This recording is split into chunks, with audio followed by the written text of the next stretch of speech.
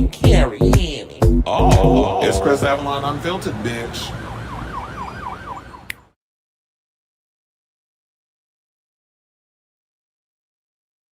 Yo, welcome. Happy Tuesday. It's your boy Chris Avalon, and welcome to a brand new episode of Chris Avalon Unfiltered, a show we basically talk about all things going on in celebrity news, pop culture, hot topics, all the gossip and things. So if that's a show for you, definitely stick around because we had a lot of tea to spill today, including we got to get into this mummy news that came out, and some people that work behind the Scream franchise is actually going to be working on this movie. Plus, Famke Janssen is opening up and saying that she was not asked to return as Jean Grey in Avengers Doomsday. Simu Liu, speaking of Doomsday, is saying that this upcoming movie is a love letter to the genre of superhero movies. Kim Kardashian is getting eviscerated on social media because they're talking about her acting is god awful on that All's Fair show. I have not watched it, but I'm cackling over the reads. Plus, we got to get into this tea about Justin Baldoni and Blake Lively. Apparently, everybody is running around saying, "Oh, he lost, she won, blah blah blah, so on and so forth." Child, that ain't it, because there's only one article out of all the major papers and blogs and things that have been saying that yeah, he's done and she's a winner. One article actually got a comment and basically said that no, y'all all incorrect with the news that y'all been putting out here. So we got to get into that because he didn't miss the deadline for the lawsuit. So we'll get into that. Plus, Marjorie Taylor Greene is continuing her grift on Democratic channels. She went over there and grifted her ass up on The View, and The View broads, it seemed like they was falling for the mess. So we'll get into that and we'll talk about that interview. Plus, we got to talk about this lawsuit regarding well, there's a lot going on with Offset. Offset apparently allegedly physically attacked a security guard at a cannabis dispensary, and he's been hit with a $2 million tax debt. You know why he's still married to Cardi? And then Cardi said that he won't divorce her because he want her to be paying for every damn thing. Plus, Monique's still out on this whole, still trying to get accountability from Tyler Perry and Oprah. It's like, God, girl, just let it go. So we got that. Plus, Kim Cattrall is defending her decision to turn down the Sex and the City spinoff, and just like that, which y'all already know was canceled. Wicked star Jonathan Bailey has made history as the first homosexual to be People's 2025 Sexiest Man Alive. And speaking of other Jonathans, Jonathan Bennett said if they make a Mean Girls sequel, Aaron Samuels needs to be straight. So we'll get into that and a whole lot more. So before we get to those topics, if you please do me a solid, hit that like button. If you're new to the channel, hit that subscribe button, and also be sure to smash the notification bell so that way you know when we go live with a brand new episode of Chris Avalon Unfiltered. And I know y'all can hear that I'm sick. I barely got a voice as it is, but we're gonna push through this show. I've been drinking tea. I went to vote and all that. I don't have my sticker because I left in my jacket, but look, this is how y'all know I voted. I got the pin. My vote. Wait, let me see if you can see it. Vote NYC pin. Yeah, y'all already know who I voted for, but you want to know the gag? I got a text literally just before I started, and I'm glad I ain't deleted this. They sent me this. I don't know if y'all can see it, but it was like, I promise this is it. And try to use my whole name. I ain't even going. They said, we down to the final hours before polls close. If you haven't already cast your ballot for Andrew Cuomo, really? It's absolutely critical you go now. And they put now in caps. The race is close. They put close in caps. And Cuomo can beat Mom Donnie with your help. Polls are open until 9 p.m. and you can find your polling location, blah, blah, blah, so on and so forth. Child, I already voted and I voted for Zoran. So I don't know what y'all thought that Chris was going to come up in here and vote for some goddamn Andrew Cuomo. Have y'all not seen this show? Have you not seen this show? And the stuff I be talking about, I was like, wait, hold on. I got to put on the comments. Let me see. He said now Tyler and Oprah need to go down. I mean, yeah, they do, but with Monique doing what she doing, child, we'll get to that. We'll cross that bridge when we get there. Rivalry's all fair debuts with 0%. Did they actually watch it, or are they just intentionally being shady? They said one critic said this may be the worst TV drama ever. Yeah, I did see some. I was reading through the long ass Daily Mail article. I'm like, Daily Mail, do y'all get paid by the word? Because I'm like, Why y'all? And they literally was putting in the dialogue sequences, the fact that you got Kim Kardashian husband cheating on her with Tiana Taylor, and I'm like, does she know? And then I'm like, who wrote this shit? Ryan Murphy need to go. Y'all didn't take his ass away. Somebody did say something that was really funny. I'm gonna pull his comment up when well actually let me look for it now and then screenshot it so that way I can have it at the ready because he said something about Ryan Murphy that was hilarious. And it's like, look, this is why I was hold on. This is why I was saying before, like when y'all up in here getting all excited over American Horror Story this upcoming season, and he named all them celebrities. And I'm sitting there like, okay, you got the dream team, but your writing is shit. So is it gonna suck? Because you can get all these amazing actors in there, and a lot of them just so happy they getting work. So you think they're gonna turn down a check? So child bye. They talking about that 60 Minutes interview scored 13 million views. It was a bunch of bullshit and lies up in it. You need a long version of your theme like Maud. Well, look, when I first put this song together, shout out to Ashley Breeze, who actually produced the track. I wrote the lyrics. Um, and my friend David Lav did the video and everything. So when we was doing it, she was basically like, no, we need to keep it short and to the point. So, because we was going to do a longer version. I had much more stuff to say up in there. It was a much longer song, but she was like, no, you need to just get right to the chase. So, and for what that is, it worked. So that's what we go with. It's more like Maud. Somebody telling their age. Maud was before, what's that damn show? The Golden Girls. Anyway, let's hit the banner and get right into the show. Let's get in our first topic. So it looks like Brendan Fraser and Rachel Weisz is coming back and doing a fourth Mummy movie. This story literally came out like an hour ago. So I was like, ooh, I gotta add that to the docket. So yeah, so now and Radio Silence is gonna be behind it. So you know Radio Silence did Abigail.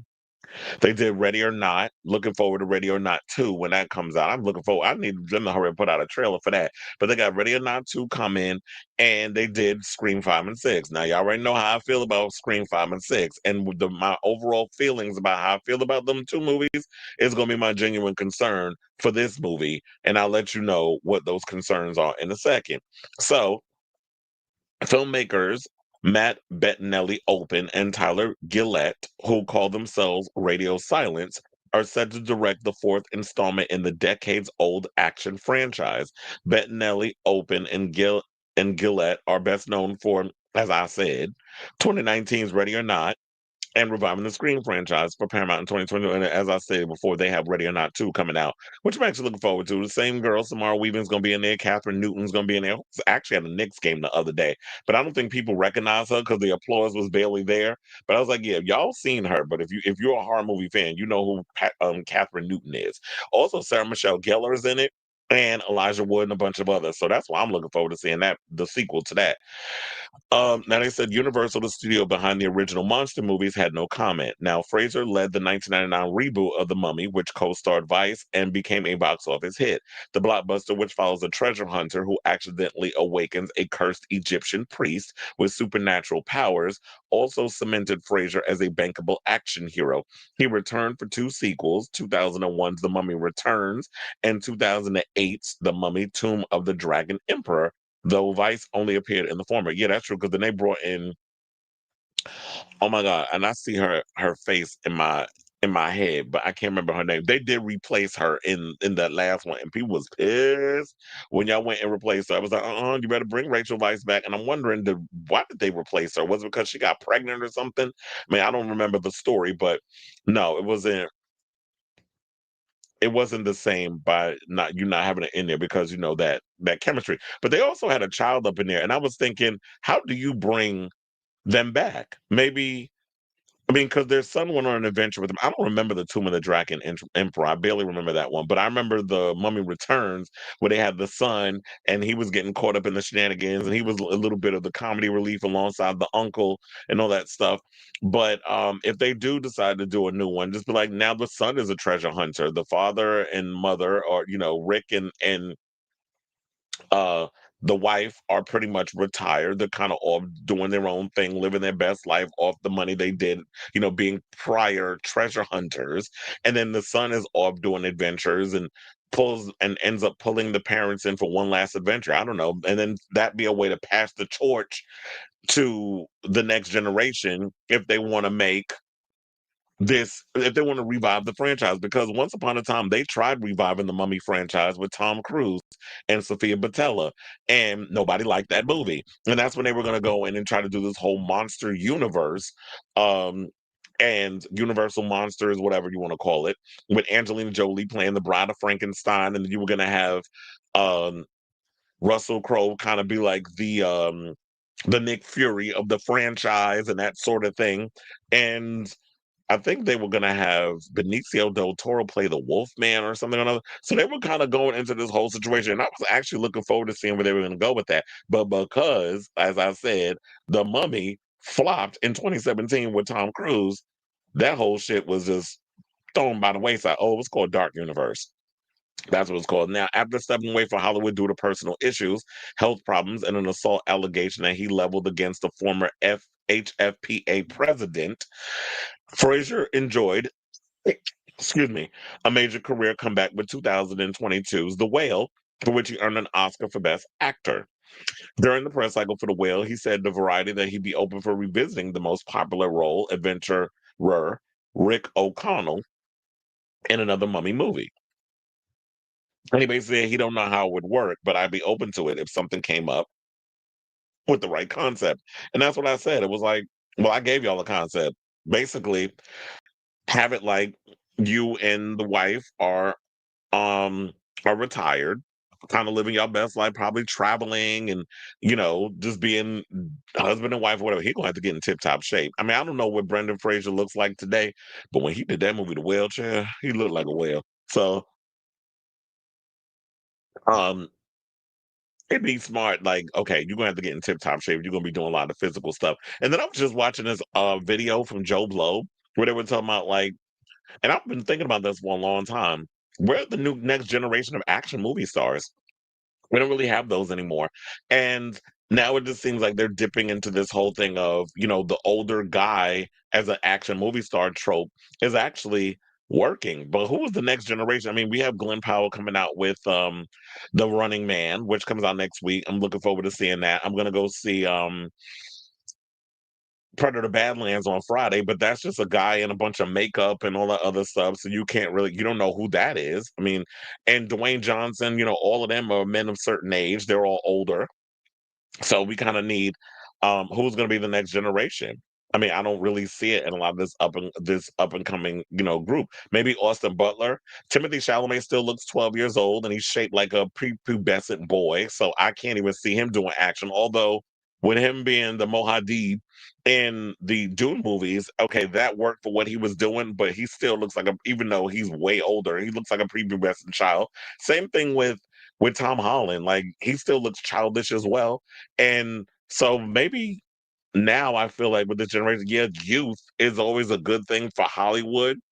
But when you look young, people can't take you seriously. It's like you could be young in age, but if you look a little more mature, like a Glenn Powell's in his mid-30s, people can tend to buy the whole action situation. People are not really going to buy action with someone like a Tom Holland or a Timothy Chalamet because, like I said, they still look like little kids.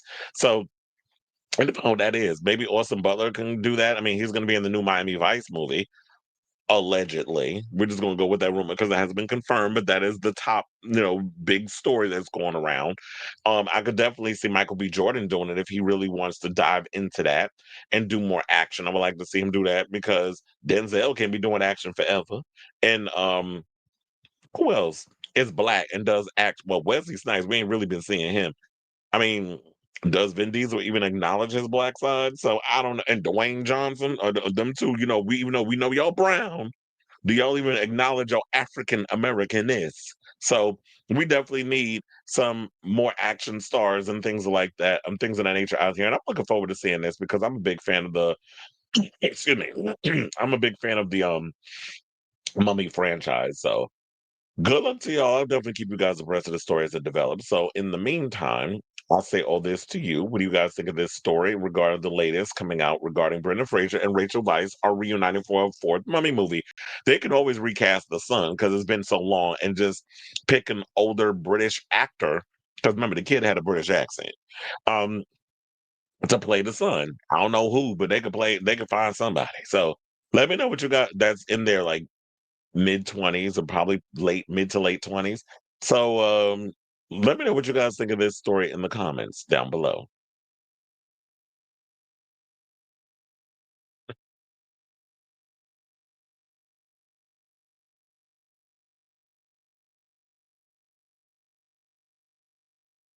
God damn, I'm like really scrolling up. Ooh, Cleveland's in the room. Ew, not the Cracker Barrel chair. Mm.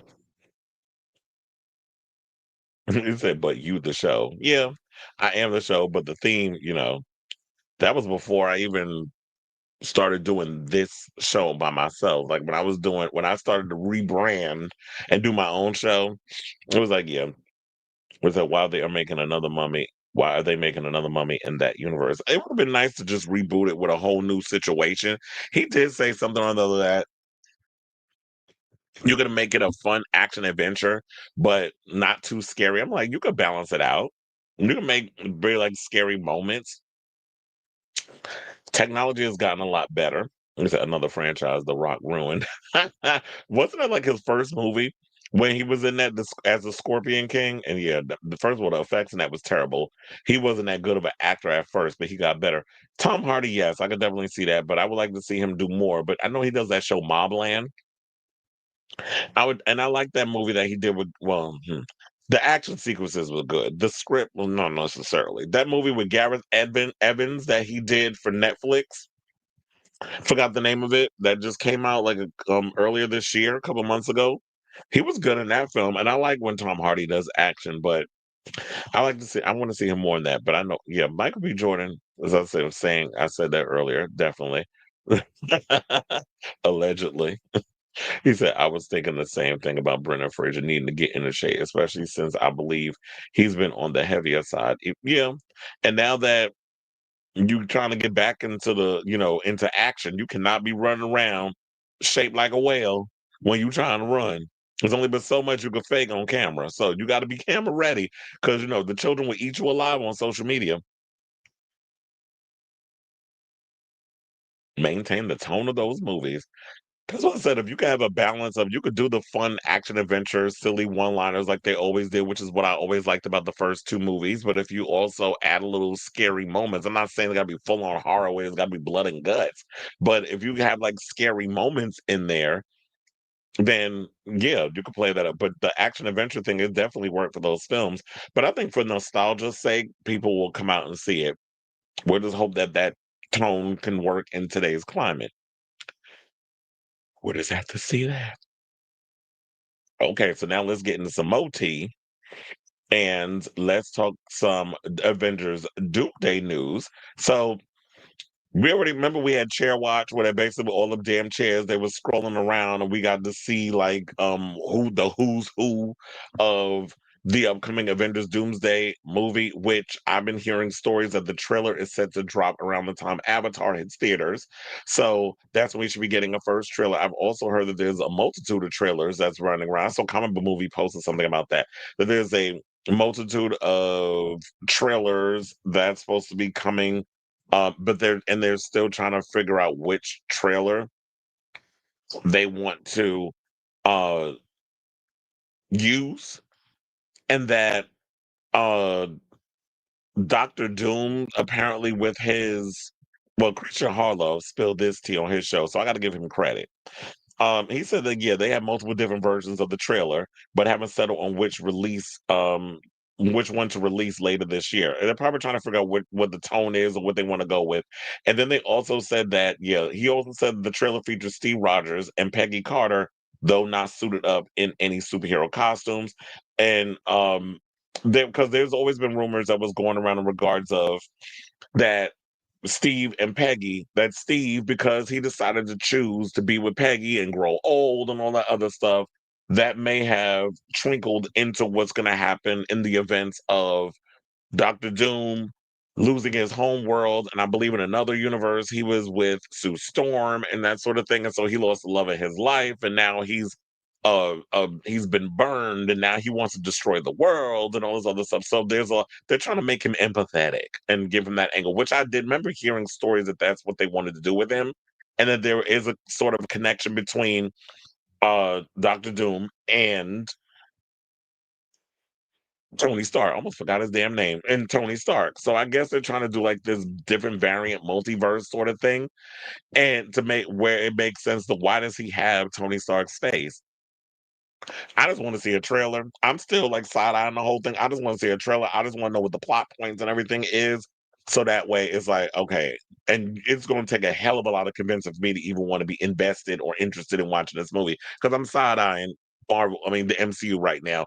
Y'all been kind of disappointing me with the direction y'all been going in a lot of y'all stories and stuff. And everybody's like, oh, yeah, little faith. Oh, trust and believe. I've had a lot of faith, I've had a lot of patience. But um y'all just ain't been giving me what needs to be given, and that's why I'm kind of just like, even though I did enjoy Thunderbolts, and I did enjoy, excuse me, I did enjoy Fantastic Four. Although I will say this, I only watched Fantastic Four once. I think if I'm not mistaken, Fantastic Four might be on Disney Plus. Correct me if I'm wrong with that, but I believe that it's on Disney Plus. I only watched it once when I was in the movies. And I think it was because, yeah, it was an intellectual movie, and I liked all the dialogue and the sciencey aspect of the film. It just needed more action. And who knows, maybe I guess we'll get that in I don't know if there's gonna be a Fantastic Four too, but I know like the Fantastic Four cast is gonna be in the Avengers Doomsday.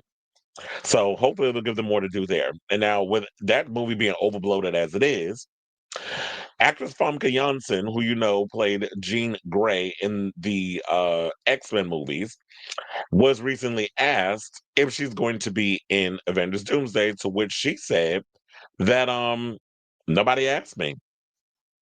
So now, after 25 years, Famke Janssen is still synonymous with the X-Men character of Jean Grey, and she's still waiting for an invitation to join the MCU. Now, despite several of her co-stars reuniting for Avengers Doomsday, the actress revealed she's never ever spoken to Disney about potentially bringing back her mutant with psionic powers. She said, quote, every time I do an interview, it's mentioned. It's interesting, she told Entertainment Weekly. I didn't realize that that was such a big part. Every interview I do, that will come up. And of everything I say, that is going to be the only thing that's going to be printed. Janssen went on to say, I should be flattered, I suppose, that this character has resonated with people. It's been so long, but it's nice that people are still talking about her. I'm sure every single time there's a new movie that they're doing, it'll come up again. And is Famke not aware that Jean Grey is an iconic role? Like Jean Grey, Dark Phoenix, that whole situation. It's one of the biggest. It's a major role in the X Men universe. Funny enough, I don't know how they're not going to do this movie with her or her character at least. When I'm hearing stories that Scott Summers plays a pivotal role in Avengers Doomsday. They're saying like Scott Summers and his family. So I'm wondering, does this mean that there's a multiverse where Scott Summers has a family and it's not involving Jean Grey, and that's that whole situation is going to come up, and maybe she's not in Avengers Doomsday. She may be telling the truth with that, but she's in Secret Wars. So maybe she's in that. And one of the things that I've always been a fan of Famke, ever since she played Xenia on the top in the James Bond movies. I can't remember which one, but it was like one of the Pierce Brosnan ones. That was like I think her big debut role. And ever since then, she's been in a ton of movies. I think she was a former model. And then it's like her career took off, and she's been able to maintain a good career. And the one thing that's good about Famke is like, yeah, she's drop dead gorgeous, but she's also a good damn actress. She's of the school of Charlize Theron's, like stunningly beautiful and can act, act circles around, your faves. And a lot of different, and all her other female contemporaries. So I've always been a fan of hers. I'm hoping that she is going to be in the movie because here's the thing: we've been hearing so many people like Rebecca Romaine is coming back as Mystique, James Marsden's coming back as Cyclops, Alan Cumming is coming back as Nightcrawler. I don't know if Kelsey Grammer is going to be Beast. We already know that. Um, although I did kind of like how they made him look in the post credit scene for Fantastic Four. Channing Tatum's coming back as Gambit. We got Patrick Stewart coming back as Professor X. Ian McKellen's going to be coming back as Magneto. So if you could bring back all the other X-Men, and the rumor is that Halle Berry is coming back as Storm. They just didn't mention her. But how you got all these characters coming back, but you don't ask Famke? Like that doesn't make sense. So I'm hoping that she is in a film in some capacity. If she's not in Doomsday, that she will be in Secret Wars, and that it all makes sense when we see this movie on the screen. So I say all this to say, what do you guys think of this story? Are you disappointed, or do you even believe that? Excuse me, that Famke is not going to be in Avengers Doomsday. She's telling the truth. Maybe she's not in Avengers Doomsday. Maybe she pops up in the post-credit scene or the mid-credit scene of Doomsday, and we get to see her show up in Secret Wars. First of all, we need justice for her character because the way that Bryan Singer screwed her character over, like I didn't understand like how she got drowned in the water when at the end of X2 when we got Storm, as powerful as she is, she could have kept her from ass from drowning. She deals with all the different elements of the weather. So there were certain things in that movie that just like, what? Okay. It was like a cop out. And then the whole Dark Phoenix angle they tried twice, not once, but twice in X-Men 3, which irritated me, and Dark Phoenix, which was god awful. So we definitely need justice for Dark Phoenix, and somebody tell that story correctly and get it right. So let me know what you guys think of this story in the comments down below.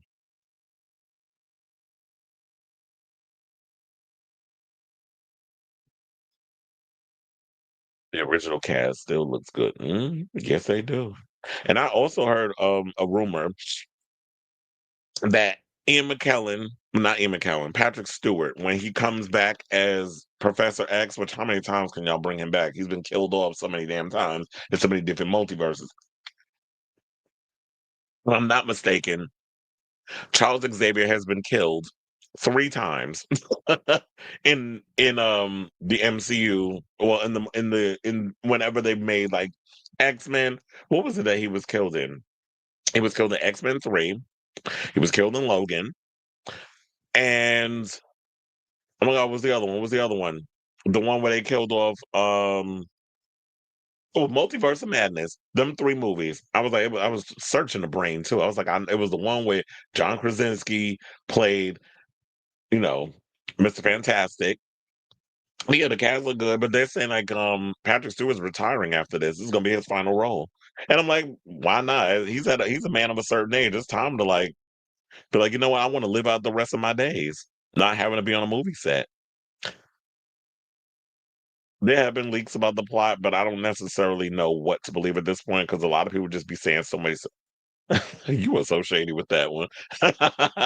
Threatening. I mean, it's coming on Friday. Um, Good thing is Dr. Puke isn't producing it. This for a song that's like 2 minutes and 43 seconds. Why does she have like 4 different people? Like you got Greg Kirsten, Max Martin, Circuit, and there was somebody else that was a part of it. I'm like, why? How are all these people all working on the same thing? Like that's just weird to me. You got so many different producers that's working on that one song, unless it's just been changing hands. Nick Fuentes may have broken MAGA and caused a civil war, but like the Humanist report said, you guys caused Nick to happen. You knew Erica Kirk wasn't the right person to replace. Child.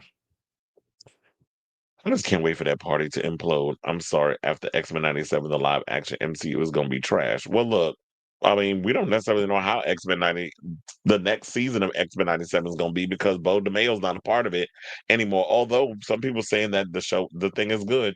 Yeah, it is. I meant to tell y'all that too.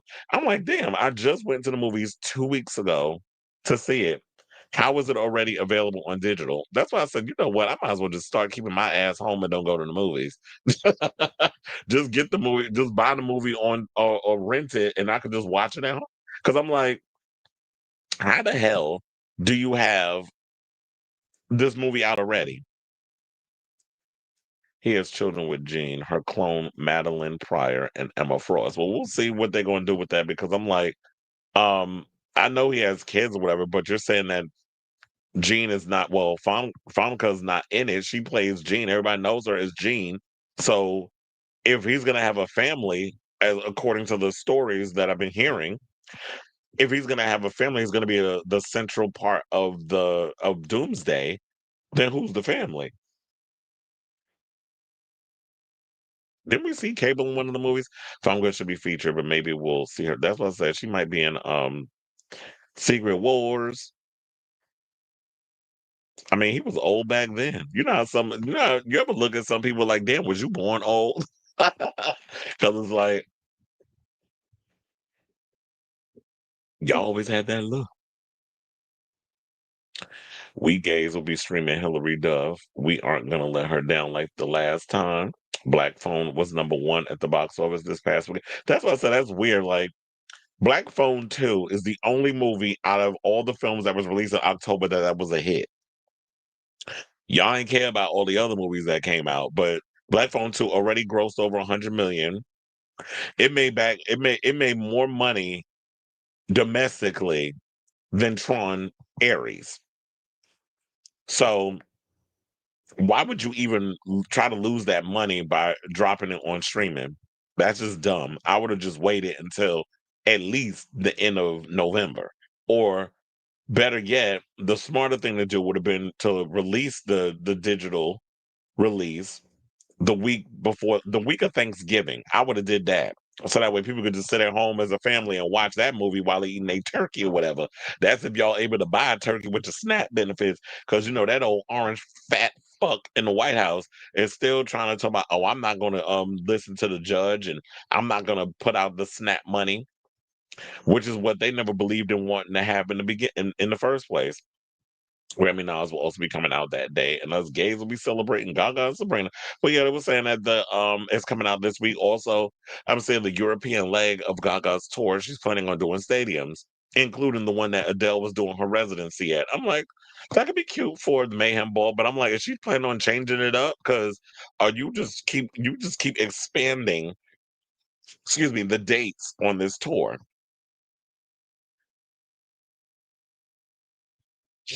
All right, y'all. Okay, so let's get back into the show.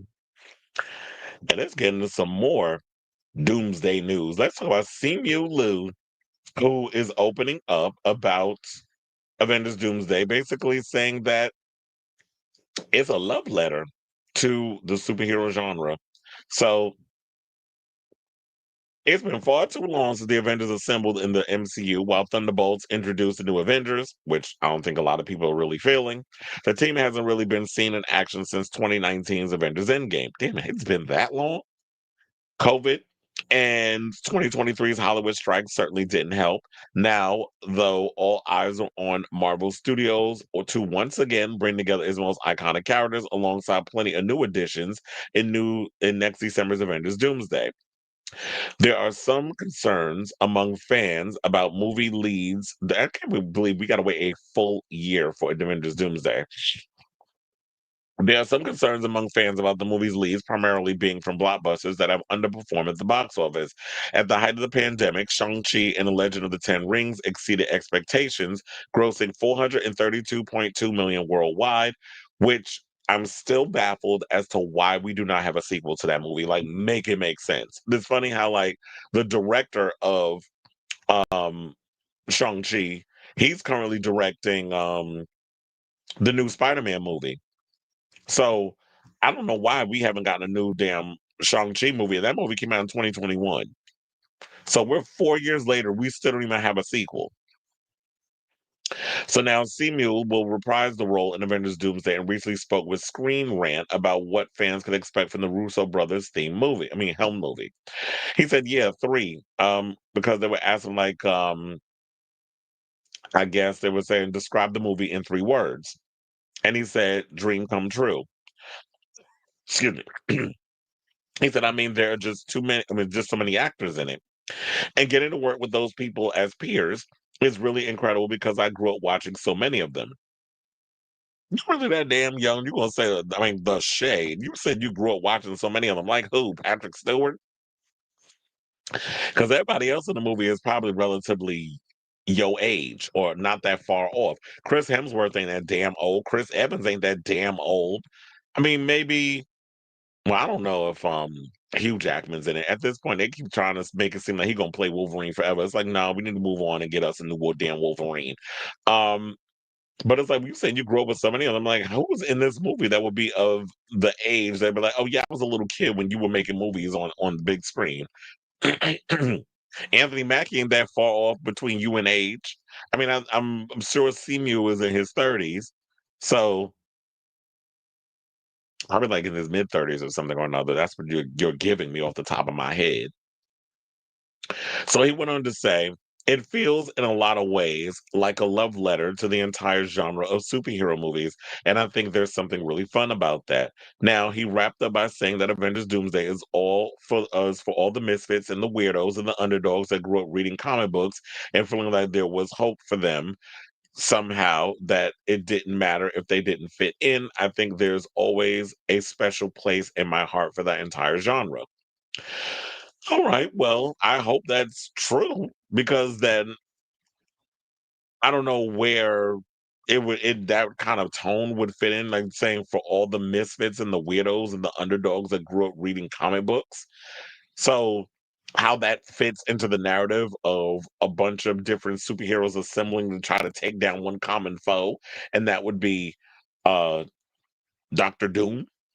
So I'm kind of baffled as to what he means by a love letter. Because I know you can't, I mean, I'm not asking him to like spill tea on the plot or whatever the case is, or give us some secret or something, because we already know how the MCU, Disney, all of them, they value everything got to be top secret. Everything's got to be tight lipped. They got to put, red paper and stuff over the script so it doesn't leak. And, all these old cloak and dagger things that they always run about saying, we had to do this and this and this and this because the story kept coming out. And then we were hearing stories that while they were filming, they were changing things up and rewriting things and writing the script as they went along, which I'm like, I don't know how I feel about when they do all of that. I mean, maybe Ryan Reynolds, you could say you grew up watching him because he is pushing 50 and he's looking every bit of it. But then also, just so you know, all the people that's in the film, maybe we can go through it and see, like, maybe they could be of the age. So we got Chris Hemsworth, Anthony Mackie, Winston Duke, Tom Hiddleston, Sebastian Stan, Letitia Wright, Paul Rudd, and Robert Downey Jr. We got Wyatt Russell, Simu Liu, Tenoch Huerta Mejia, Florence Pugh, Danny Ramirez, David Harbour, Hannah John Kamen, and Louis Pullman. These are all the people who are going to be making their debut because they've never been in an Avengers situation. Then we also have Pedro Pascal, Vanessa Kirby, Eben Boss Macarack, and Joseph Quinn, along with, okay, so Kelsey Grammer is in it. They said Kelsey Grammer, Patrick Stewart, Ian McKellen, Alan Cumming, Rebecca Romaine, James Marsden, and Channing Tatum, Evans, Haley Atwell, and old ass Ryan Reynolds. So, um, this is all we have so far. That's a lot of people. And I hope y'all make use of all those people that are going to be in this film. So, yeah, I don't think I have much to add on that, but I definitely want to hear from y'all. What do you guys think of what Simu had to say? We're somebody that's a love letter to the entire genre of superhero movies. Well, that remains to be seen because, like I already said, this whole thing about having Robert Downey Jr. coming in playing Doctor Doom when everybody looks at him and clearly sees Tony Stark, I just want to see how they're gonna make all of this come together. So I still got my skepticism glasses on until proven otherwise. So let me know what you guys think of this story in the comments down below. She could have a Coachella level performance in a stadium. I may not be the biggest fan of the Mayhem album, but I love the tour and I will not complain over how long the era will last. Well, I already told you the tour is actually pretty good. The many times I watched it, that mic is on, they're going full out with the choreography. There's a lot of really cool visual opponents. And this is why I always tell people, if you want to get the full experience of the Mayhem Ball, the best thing to do is get you a ticket in the center, like in the middle. I even said, like, if you come to the Madison Square Garden, best section to get 204 lower wheelchair. I remember I worked that section over there by the loft, which is the hub loft, which is a suite that we have. I think we use that one particularly for season ticket holders. So if you're like you come a lot for the Knicks and Rangers, or whatever, there's a card you can call somebody up and they can book you like a thing through your company. Um, Look at me working while I'm on my own show. um, that's the perfect place to get it because I remember that's where I first got to watch the show, and you get to see everything. You get to see like how the catwalk, because it's like LED and all other stuff in there. There's like visuals and like the red and how it changes colors, and then you get to see all the smoke that comes out on the side, the whole opera house setting. So getting the full effect of seeing everything from the Mayhem Ball, get a center seat where it's like you're in the outline of the stage. I wouldn't even say get the floor. I mean, yeah, floor, you go flaws, but oh yeah, I was on the floor, blah, blah, blah. But I'm like, no. If you're a full fan and you like production and you want to see everything from an eye level or eye level point of view, definitely get a center seat in whatever arena and crash, lose your shit watching that show. Cause that's what I was saying. Like when I got to see it from that point of view, I was like, okay. I like what I saw. Like, I don't like side views. I don't like all that stuff because I don't feel like you get the full effect. Because I remember I had a friend, I think went twice. He was like, "Oh yeah, I know next time I need to get a center seat." I was like, "Yeah, because then you can see everything." So it's like, yeah, and there's some artists. Maybe she learned that from the Queen. That it's like even when the album isn't all that good, you can sell it on the tour. Madonna's been notorious for doing that. Even when songs that weren't released as singles, she was like, "Oh, we're gonna make this tour. We're gonna sell these songs." And seeing the tour, they're like, "Oh, I like that song." Child, let's get into this mess. So now, let's talk about Kim Kardashian. So All's Fair just released its first episode, and according to the reports, the people were going in and letting have on Kim Kardashian because they said Miss Mamas cannot act to save her damn life. And Ryan Murphy chose to put her on their show. And from what I'm hearing, what was just mentioned earlier in the show on Rotten Tomatoes got a 0%. So critics are bashing it. They're saying it's the worst show on TV. And I'm sure that Kim is partially at fault, but also, child, Ryan Murphy's a hot ass mess. I keep trying to. I've been telling y'all his shit is trash, but nobody listens when I talk. He's like the white Tyler Perry. Well, at least y'all got one thing in common. Well, besides y'all being men, how you doing? So the reality TV star, who's 45, turned actress, plays a top drawer divorce attorney, Alora Grant, on the show, which follows a team of female lawyers who leave a male dominated firm to open their own powerhouse practice. And based on the reports, there is nothing alluring about Alora. So the series boasts a cast full of acclaimed stars, including Naomi Watts. Glenn, why y'all always gotta put people age after the fact? They are so shady at the tired ass Daily Mail. But Naomi Watts, Glenn Close, Sarah Paulson, and Niecy Nash. But after watching the pilot, many viewers were left baffled by Kim's prominent role in a series starring award-winning actresses. Her performance was called stiff and monotone, with another fan writing on Twitter, Kim Kardashian cannot act and she needs to stop touching her face. Y'all need to stop because she keep touching her face, bitch. She gonna end up looking like this. Frozen. She's frozen when your heart's not. And see, now I can't even hit the note. See, when I'm sick, I can't do my Madonna. I was like, that tone. Even me, I was like, ooh. Is that what Jennifer Lopez feel like when she in the studio? Anyway, okay, let's get back into the thing. Now, trying to watch All's Fair, but I can't with Kim Kardashian. Another as of the other. Let me get back to these reads, not the Jennifer Lopez stray. She always got to catch one. every now and again. Now, another person said all those amazing actors, and Ryan Murphy puts Kim Kardashian in it too. WTAF, which is what the actual fuck. Hashtag all's fair. Another person said, why is she so stiff? Another person said, need to understand why Ryan Murphy entertains Kim Kardashian acting career. Remember once upon a time when Tyler Perry put her in his stuff? Another person said, yeah, casting Kim Kardashian was the worst mistake they could have made for this show. It ruins the tone immediately because she cannot act. Why? Well, I guess he didn't learn his lesson from that last American Horror Story, which I couldn't even finish because it was that bad. Not only just her, but the show itself. And would she play like Siobhan, and she ended up being the main villain of the show, whatever the case was. It was supposed to be kind of like it felt like a ripoff of Rosemary's Baby. Pretty much like everything that Ryan Murphy does is a ripoff of something somebody else did, but better on their end, not his end. It's always like some poor man's rehash of something somebody already did. So I could tell you why they put her in there. It was stunt casting.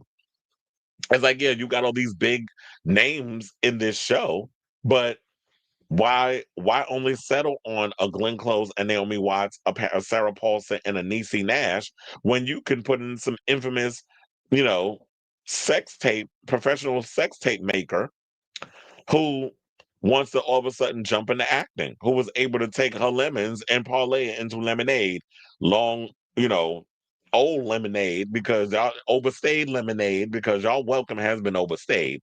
And these Kardashians are still trying to get people to keep up with them, but quiet as it's kept, nobody cares. So they do their little whatever to continue to get us in the graces. And even she was trying to use the All's Fair show for the reality show because she was filming, excuse me, the reality show around, I guess, the same time as she was doing the scripted show.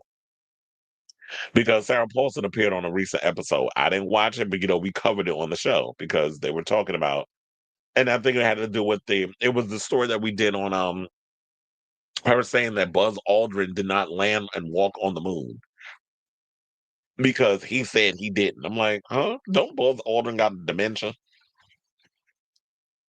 So yeah, then it goes into this whole situation where where it's like I guess they didn't have much to talk about in the show. I mean about the show. So Daily Mail goes on this spiel of um all the dialogue and everything that they say in the show. I'm like, did this story need to be 5 minutes? It didn't. I swear to God, I think they get paid by the word. Yeah, somebody put great gowns, beautiful gowns when it came to talking about Kim Kardashian. But like I said, I don't know why y'all surprised. They have a sequence where it's like she's in a relationship. Kim's character has a husband who apparently is cheating with Tiana Taylor, and she don't know about it. Because one of the lines, they said the episode ends with Alora's husband going to see Milan, played by Tiana Taylor. As they share a passionate kiss, she asks him, you think she knows? He replies, not yet. Really? That's the dialogue that y'all saying at mid-hunch? Okay. Whoever's writing these shows, y'all need to be put out the past. Like y'all need y'all Writers Guild of America cards revoked. Because I'm just like, I cannot. But one of my friends on social media, I was like, where is it? Because I did screenshot it because I was like, I ain't gonna have to go and look for it. So yeah, Variety posted this thing called Kim Kardashian's All's Fair bashed, bashed. I was like, bashed. With 0 stars review and more horrendous reactions. This may be the worst TV drama ever. And one of my friends said Ryan Murphy has become the Trump of streaming, no taste, destroying art, monopolizing resources, and too much unchecked power. His empire needs to be destroyed before it is too late and everything becomes Murphy's Law. I was like, okay, because, excuse me, I don't know why they keep giving Ryan Murphy carte blanche to just continue to make so many shows, and they're always worse than the last one. So, like we said, he already announced on Halloween that we're getting a 13th season of American Horror Story. And while I'm glad, I would love to see, Kathy Bates and Ariana Grande, who had to miss her premiere for Wicked for Good. And I know she was upset about that because of the planes and everything, probably because we have a shitty person running our, transit situation. You got a former reality star turned former Fox News correspondent running our transportation department. And so, whatever all that going, so she's not gonna be able to make that, but she's gonna be in the show along with Angela Bassett and so many others, and Emma Roberts, a bunch of them. Which I'm actually glad, I'm looking forward to because and Gabourey Sidibe, I won't forget about her either. They got the Dream Team coming back.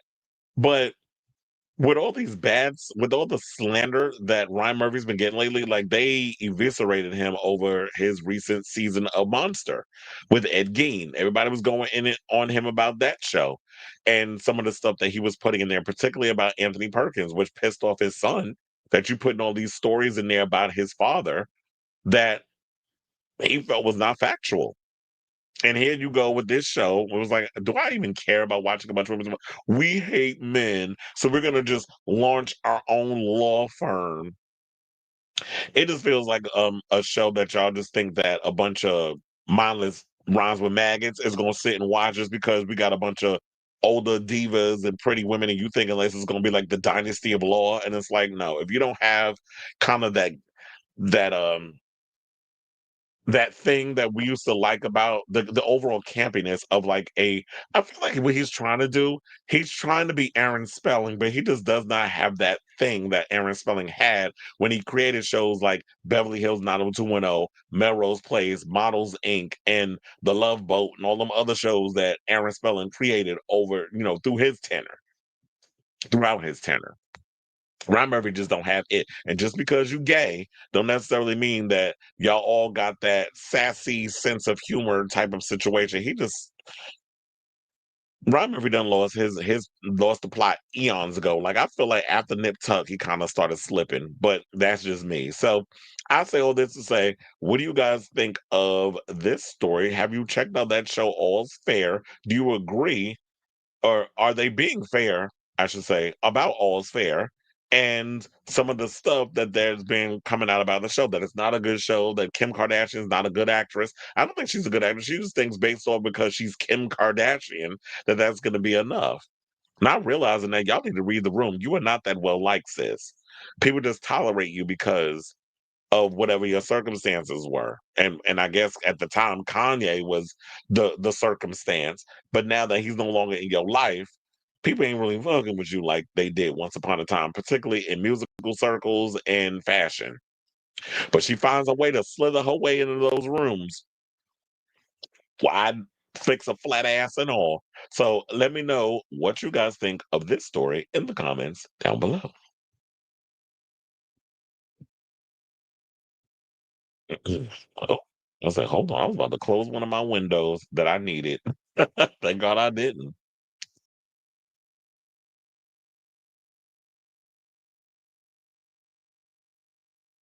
Oh, Regina George, Gretchen, stop trying to make Kim Kardashian. Okay. Yeah, just like we stop trying to make Fetch happen. Let's stop trying to make her happen because it's not working. It is trash, which is why I don't really watch a lot of his stuff.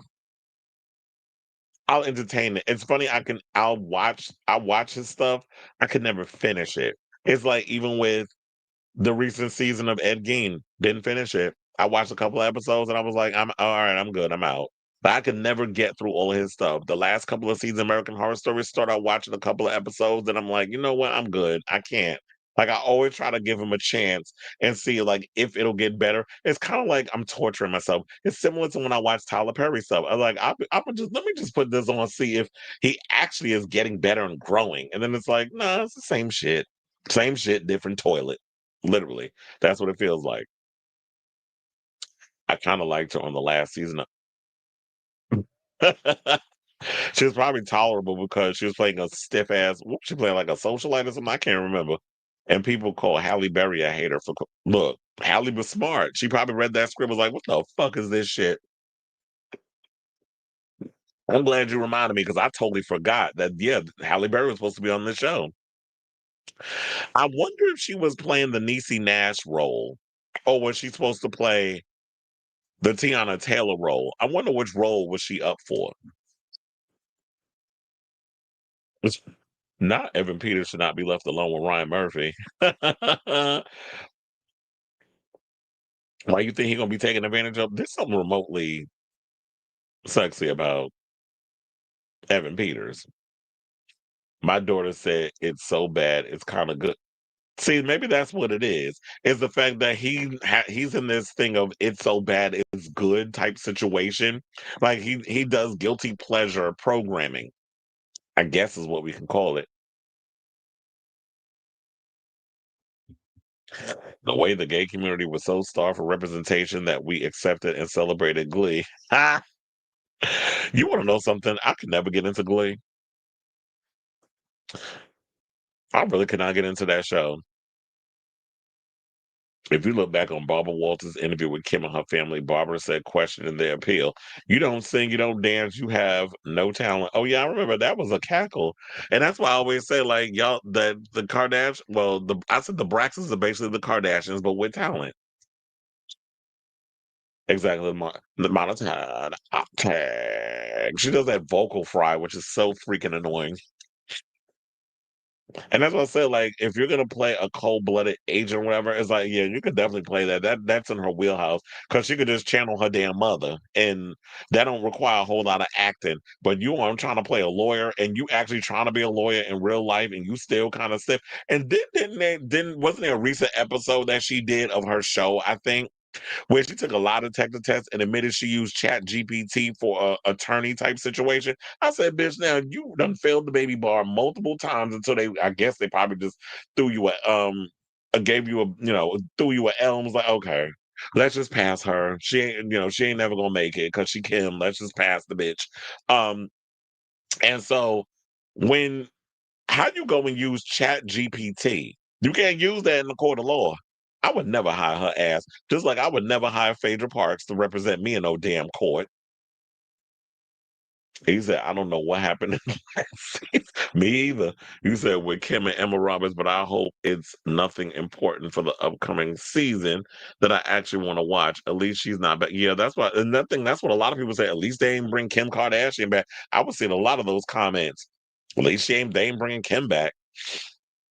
Mind you, I tried out for Glee before it aired, and when I saw it, was like, thank God. I know some people are like, you know what? I'm gonna audition, and then it came out. They were like, you know what? I'm good. I'm glad I didn't get that damn show. Few of them went on to have good careers. He said, if you scroll up on the comments, you would see my comment where I mentioned that. Oh, he's like, well, excuse me.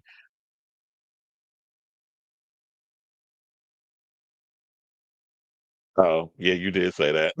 I said, did you hear that, Kim? Well, now look, I answered your question by not reading your thing. He said, look, Kim uses Chat GPT. I was hearing something that people who use Chat GPT a lot, it affects your mental health and stuff in the long run. Also, the AI is getting out of control. Now they talking about that people are using AI to scam people out of their life savings because they thinking their kids is calling them talking about that they that they in a bind, they need money when it's not their actual children. My mother told me that a couple of months ago that she got a phone call that something had happened to me or whatever, and she had to call me to be like, "Was this true?" And I said, Now you would know. I don't know how you would know if I think we just need to come up with like a now the next time I see her, I'm definitely gonna have to come up and be like, okay, we gotta come up with like a buzzword or something because these AI things is out of control. And I don't want you thinking like, okay, I'm being held for ransom somewhere. And somebody's like, you gotta send me $40,000. And then she actually does it thinking that something happens to me. And then like her life savings or whatever she has in her account is being taken advantage of by some damn white collar criminal. So there needs to be regulations around all this AI and everything. And um, I don't know if the current administration that we're in, because it's run by a bunch of goddamn crooks who's looting everything and leaving us with nothing. I don't know if those regulations will be put in place until we get some people in office that can regulate it. So um, I don't really use Chat GPT. Well, I don't really know how to use it. So yeah, I don't use it. There's times where I'll go on Google and I'll start looking things up. And now I'm noticing that the AI is now indoctrinated in a lot of everything we do. So even when I'm just regular Googling, schmoogling, and looking things up, AI is always trying to find their way into stuff. And then also there was this video that pissed me off where they showed, I don't know where I saw it, it might have been on Instagram, But you know, like with the whole thing with the SNAP benefits and everything that's been going on. So apparently, somebody went and created a whole AI video of black women talking about, I got 7 kids with 7 different men and my SNAP benefits about to be cut off. What am I gonna do? And it's a bunch of videos like that with the women saying kind of the same thing. They just change up the amount of kids they got and the amount of baby fathers they got. And then they show them outside the SNAP office banging on the windows and doors, screaming like, why do I have no money? Like, I'm like, really? This is what we doing? So we're gonna sit up here and play this narrative that black women are the ones who are disproportionately running around acting like a bunch of damn animals because they SNAP benefits is being cut off, and you know some goddamn right wing crazy person wrote that shit and created it, and people believe it because we're in the era of everybody believing what they see on social media. Um, wait, hold on. You said the curse of Glee is real, though. How many are still around today? Good question, because the only ones that I know that's working, well, Leah Michelle is currently on Broadway in that play Chess with Aaron Tveit.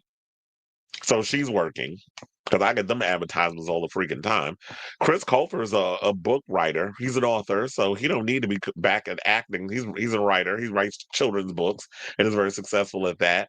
Alex Newell is acting as well. She's on there on Broadway. I told you I met Alex and we had a little kiki session at the last RuPaul's Drag Race premiere when they were there. We sat and I'm a fan of your word. And when she and I started, I refer to her with the female pronoun because I think they go by they, them, but also she, her, whatever. But Alex was there with his people or their people, and we was kikiing for a minute at the RuPaul's Drag Race season 17 premiere. Um, those are the only ones I can think of right now that's doing stuff. The rest of them, I don't know. So maybe that thing is real.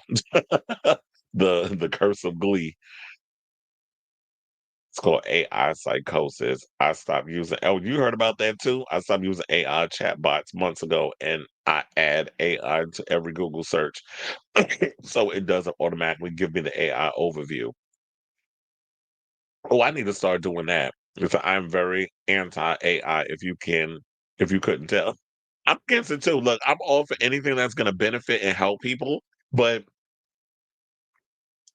when it comes down to the negative aspects and the abuse of it all, and it gets into like Terminator territory, that's when it's a problem. And I feel like that's what a lot of these Elon Musks and all these tech oligarchs, what the way they use AI and trying to indoctrinate a lot of people's brains with all of that and being extremely dependent on it is where I have a problem. The abuse of the thing.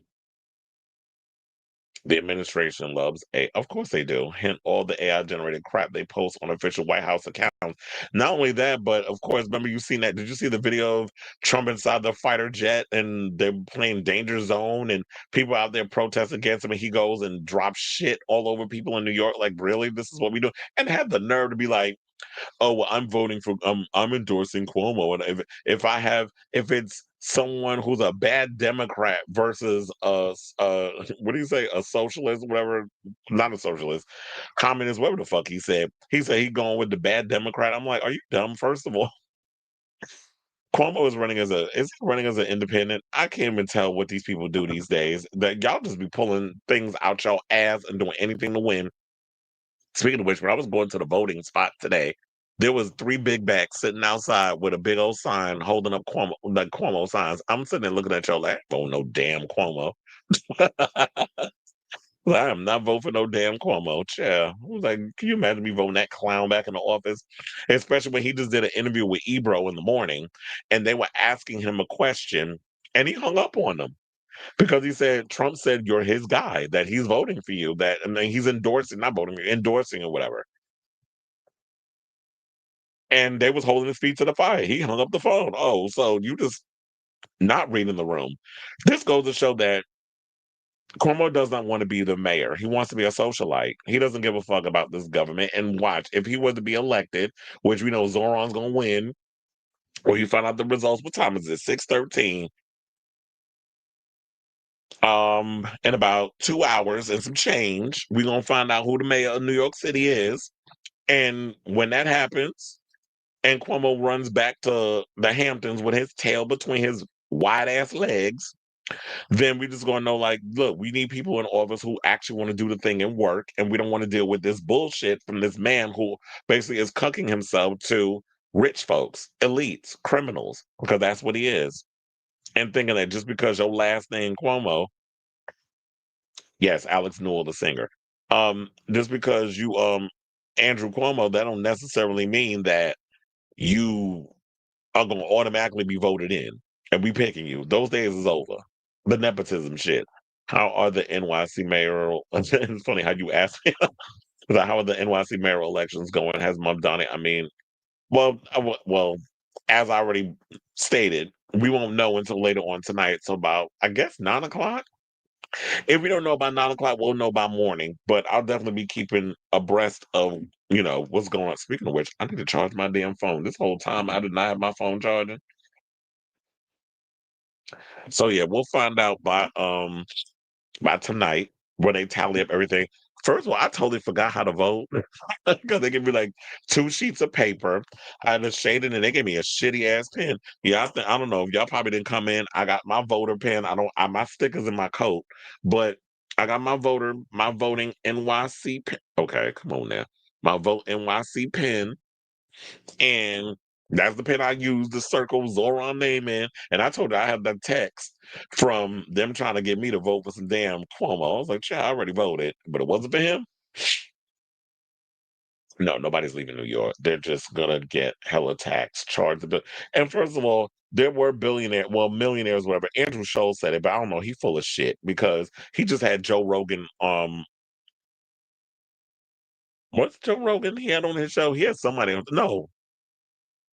No, I think yeah, he had somebody on his show, and he was basically. Oh no, it wasn't him. He was talking. He had Charlemagne. They do a show together, and one of the guys I guess that works in the background made a comment, and Andrew Schultz said something disrespectful. So it's like you be flip flopping. I can't trust his ass as far as I can throw him.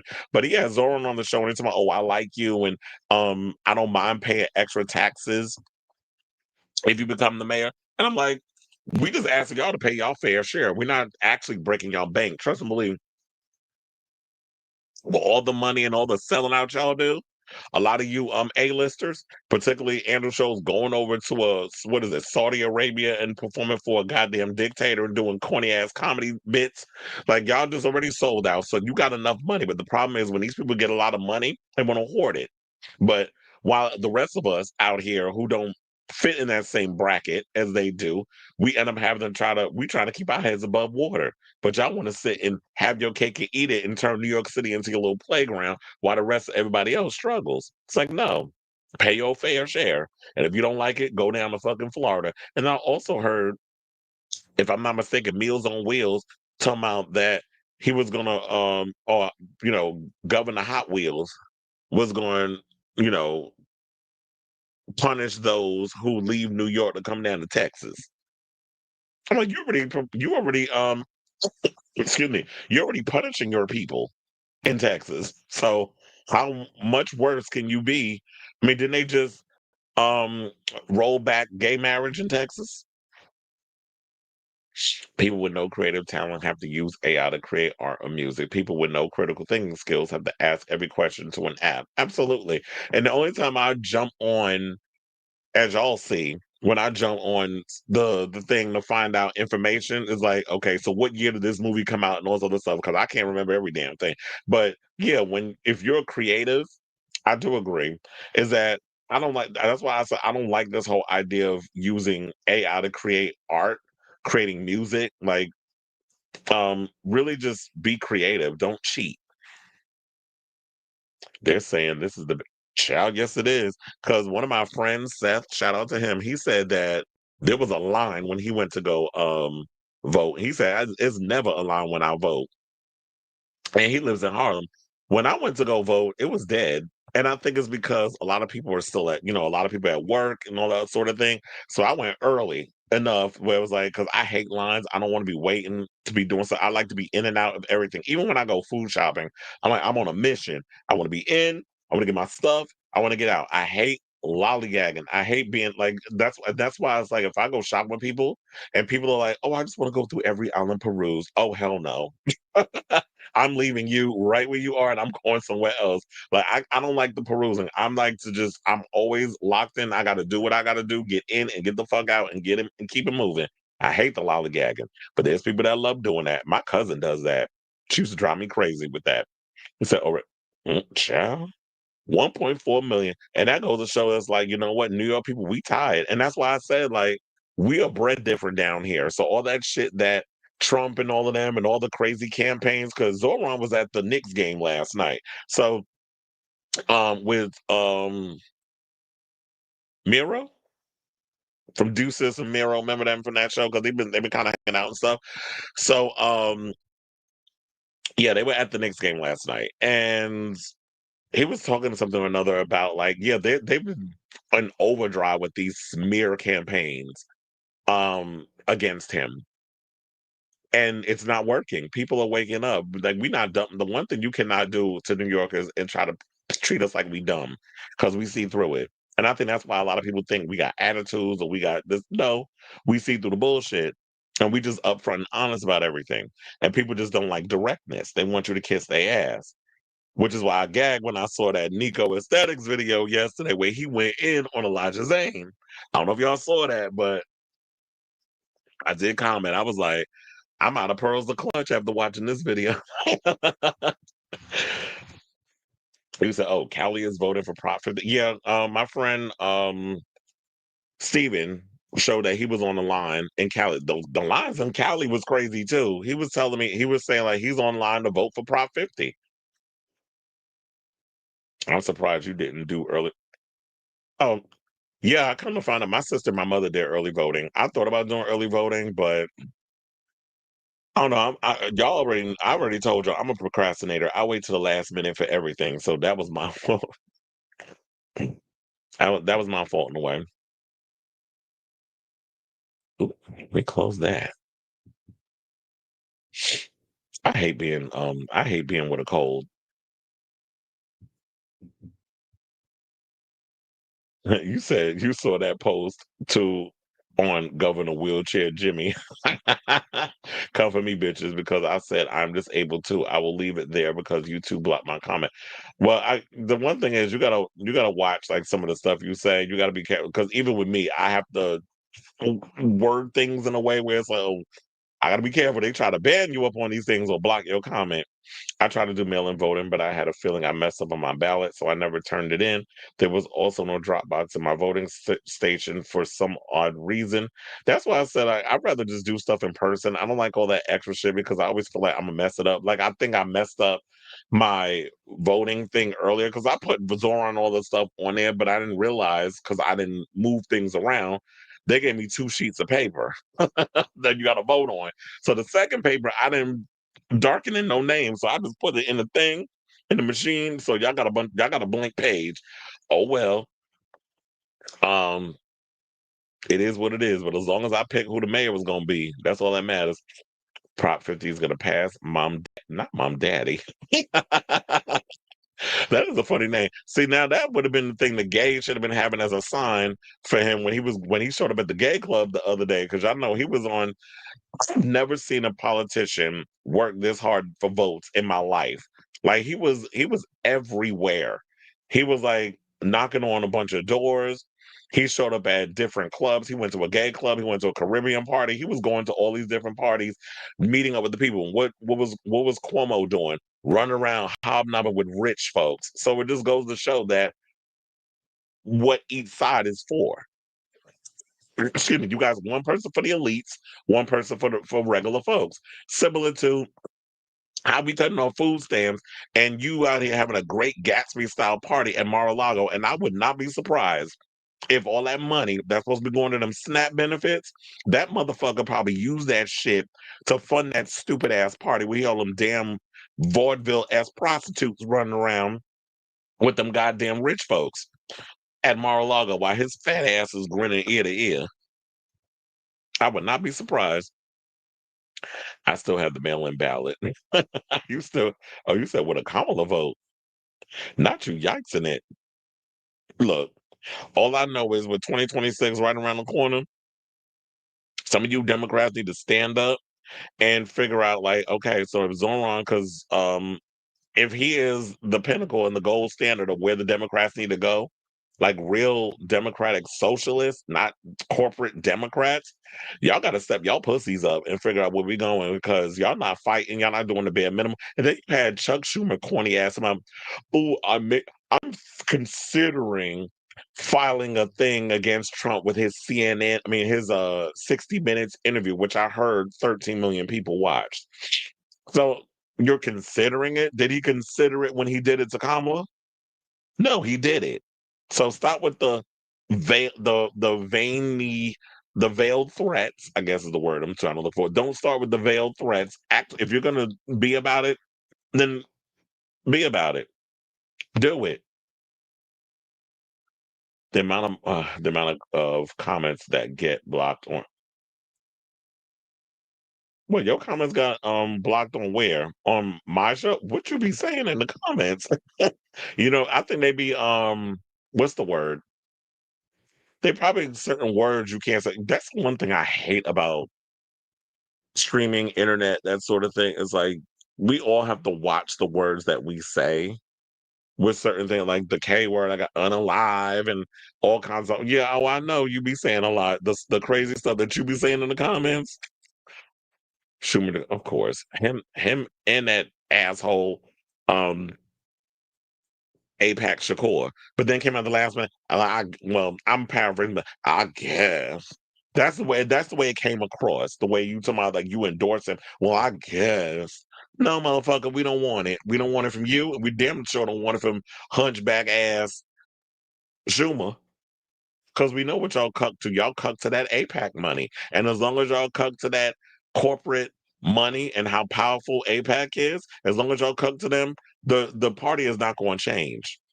We don't want establishment Democrats running the country. We want basically what I'm looking at with people the likes of Zoran Mamdani. This is like the blue tea party. Remember when we had supposed to have the tea party with the other side? And that didn't really go as well as they hoped. It seems like the Democrats of the progressive ones have figured out how to take that Tea Party idea and work it in our favor. So, and I hope y'all don't think that, like Trump, even though we knew he was lying from the beginning, those of us with common sense and actual brain cells, that on day one I'm gonna do this, citizens. I hope y'all don't think November 5th, Zoran's going all of a sudden, freeze the rent. It's going to take time for all of that to happen, which I actually think he doesn't officially become mayor until January. So we stuck with this idiot for another month and a half. And by idiot, I mean, the one that like smoking hookahs and shit in the back of bars. There has to be sweeping out of all these old ass dinosaurs. And that's why I think, like, we definitely need to get rid of these dinosaurs, because they seem to think they're going to live forever. Well, until y'all figure out how to put y'all essence in, a synthetic, there ain't no way you're going to live forever. So eventually, y'all gonna have to pass that power down that y'all trying so hard to hold on to the next generation, because they're gonna inherit all of this shit that y'all gonna leave behind and clean up the mess that y'all leaving because y'all want power so damn bad. But anyway, that was a good talk. Before we get into this messy ass story, so let's get to this story. So every other blog and major trade has been reporting that Justin Baldoni's $400 million extortion and defamation suit against Blake Lively and Ryan Reynolds has been dismissed. Every single one. TMZ, excuse me, Complex, all of them. Even that, and that was the one that I referenced. However, the one article that actually got the truth was Us Weekly. So I decided to pull from that one because that was the one that had all the juicy tea. So we never going to recap all the other stuff that Complex put. I'm gonna just go in for what Us Weekly said. So According to Us Weekly, sources basically told them that Baldoni's team never planned to file an appeal after a judge dismissed the lawsuit against Lively 38 in June. Instead, they're focusing on Lively's case. Because what I was wondering when I was going to bring up this story today, because I saw like everybody was talking about, including a certain YouTuber who actually had Mint Mobile as a sponsor. And Mint Mobile, by the way, was I don't know if he still owns it, but Ryan Reynolds was an investor of Mint Mobile. So he went on, and this is the same YouTuber that says, "Oh, we don't do that TMZ gossipy stuff, but you did it yesterday because I guess things was working in the favor of the man that actually sponsored your shit. So we just moving the goalposts, I guess, when it suits your narrative." Got it. So instead of just you putting out the story. So I hate when people thumb their nose up at those of us who actually do celebrity news and gossip fairly well, but when it suits your narrative, you want to all of a sudden dive into the gossip space. You can't pick and choose. It's either one or the other.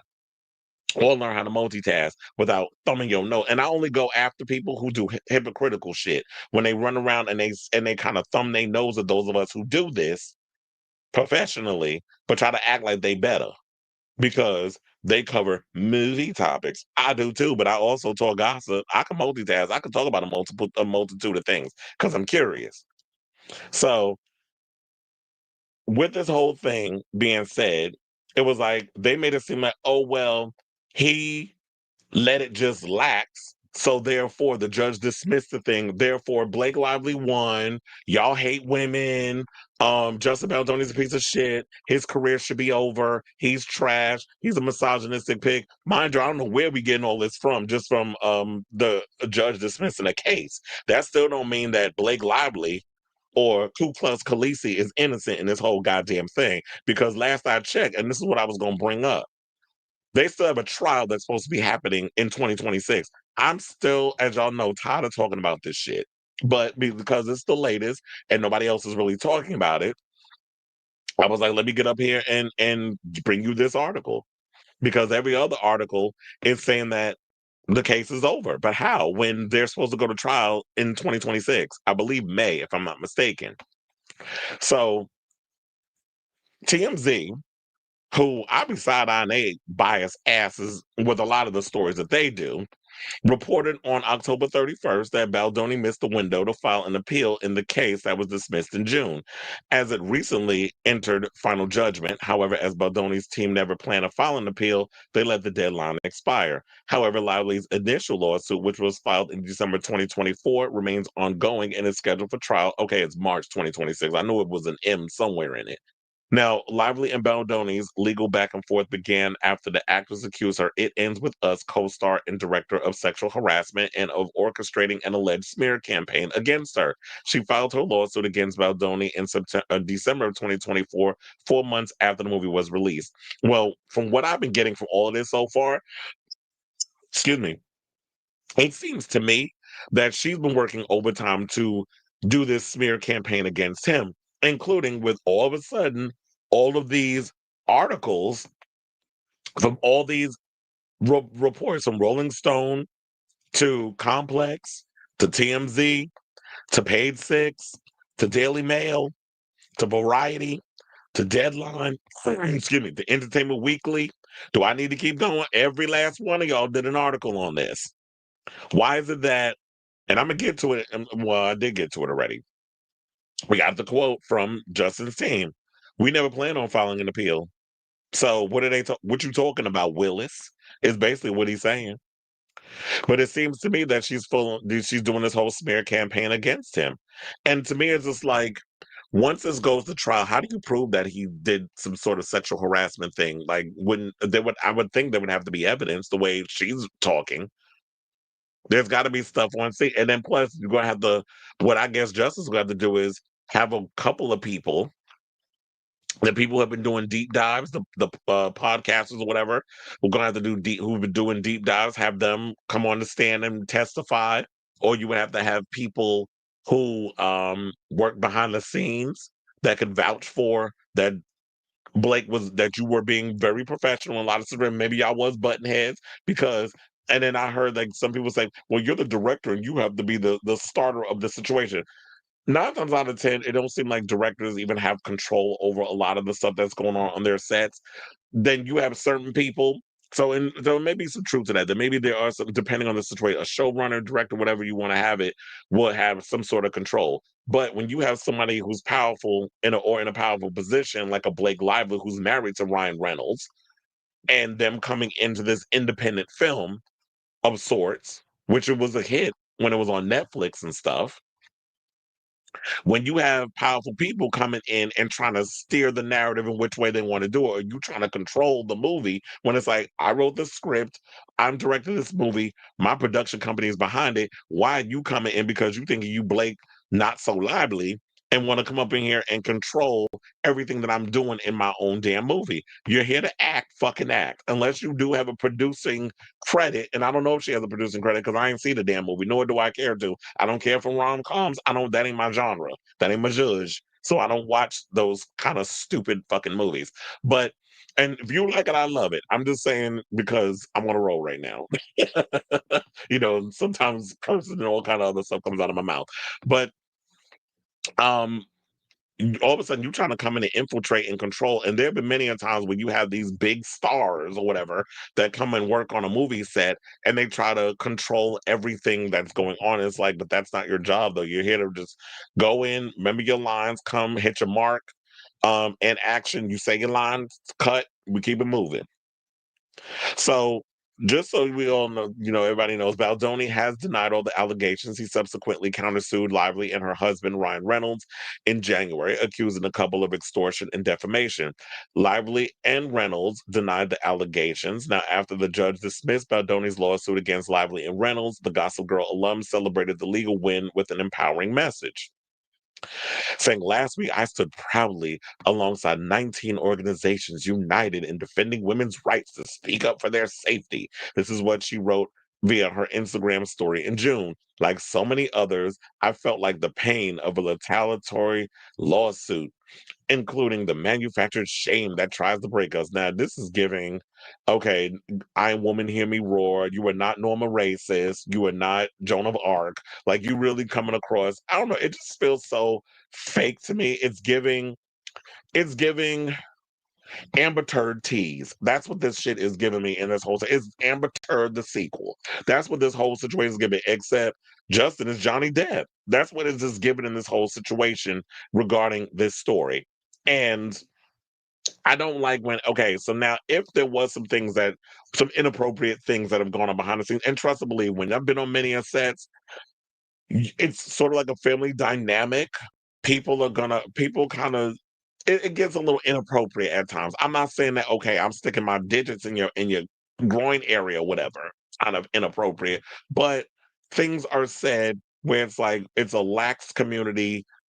It ain't run like a corporation. Because I tell you, when I was at VH1, I gagged. I was like, wait, so this is not like a regular work environment. Like you working in a corporate type situation and you gotta watch you can't say certain because it's inappropriate. It's like, no, we kind of like it's lax. We say all kinds of crazy shit. We rank on each other and it's not a big deal. Now everybody's sensitive. You can't really say what the hell you want to say and that sort of thing. And people want to call it, oh, you harassed me or you were inappropriate and all that other stuff. And it's like that whole camaraderie, that that sense of brotherhood or whatever the case was, that kind of roughhousing camaraderie that you would have on sets, you can't really go and do that anymore because in this day and age with Me Too, and I'm glad we have Me Too when it is warranted in certain situations, but everything ain't a goddamn Me Too moment.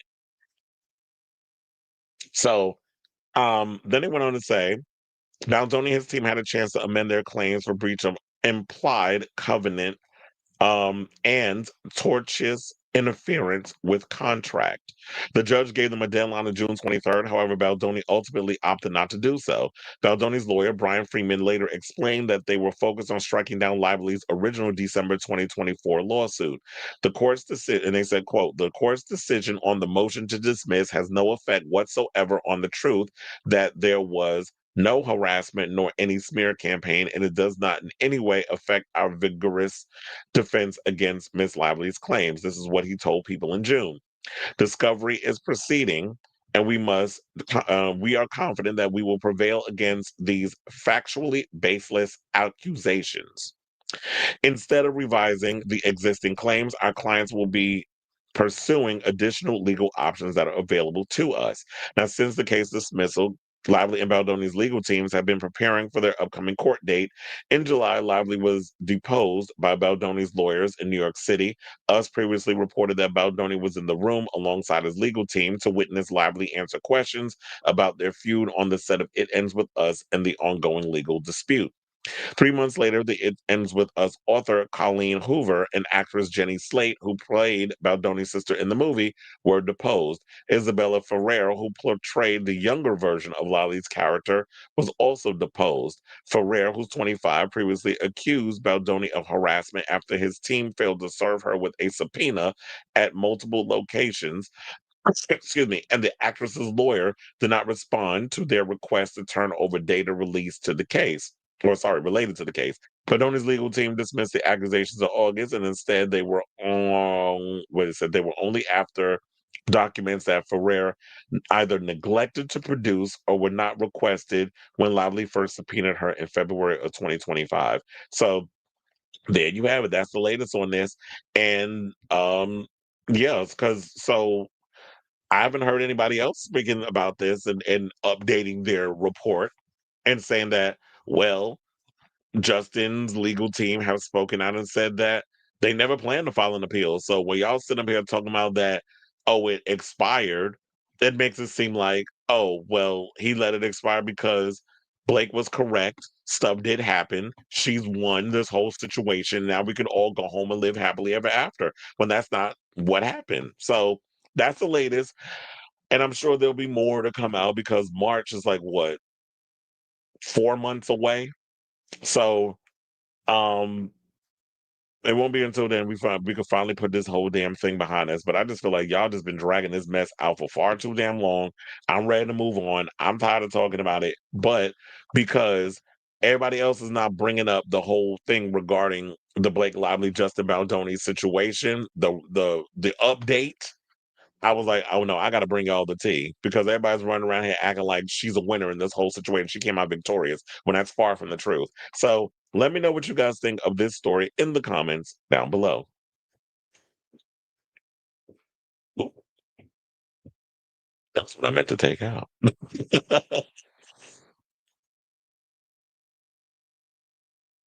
That's what I was thinking too, because I was sitting there thinking, okay, so once all of this is said and done, right?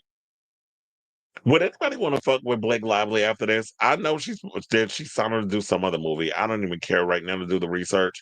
But um well, she's supposed to be starring in some other movie. So I guess people still want to work with her in some sort of way. But I do wonder if she will be kind of painted as in the same light because people be so quick to jump. I keep telling you, there's the Matrix and there's the real world. So everybody was in the comments. I think from the complex comments or whatever, or no, it was Taylor Lorenz who posted something on Twitter in regards to this. And people was in the comments like very much anti Justin Baldoni, talking about your career is over, you need to be blacklisted, all that sort of thing. For what? Like there's no proof of he did any of this stuff, but because he let something he didn't file an appeal, he should be blacklisted. Like you sound dumb as fuck. I don't understand. Like people just go to the extreme with this cancellation shit. And this is why we can never come to a mutual understanding because people don't really know how to have conversations outside of, oh, well, if you don't agree with me, you should be canceled or your career should be over or I'm going to ruin you because people are so goddamn sensitive that they don't know how to just listen to logic and reason.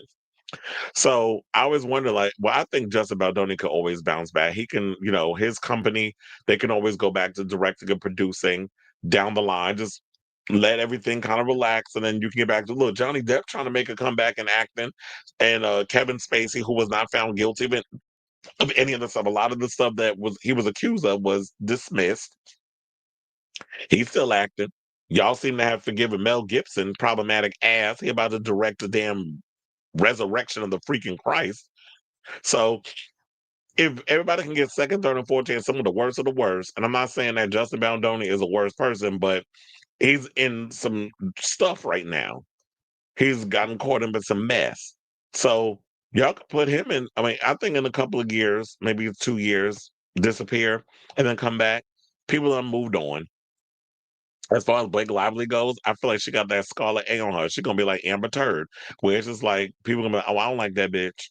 But I also wonder if those same people in the comments that was writing all that anti Justin Baldoni stuff, and this is the same thing I'm getting about the whole Melissa Barrera thing. Are y'all gonna be there opening night to make sure that every Blake Lively movie that she makes is gonna be a hit?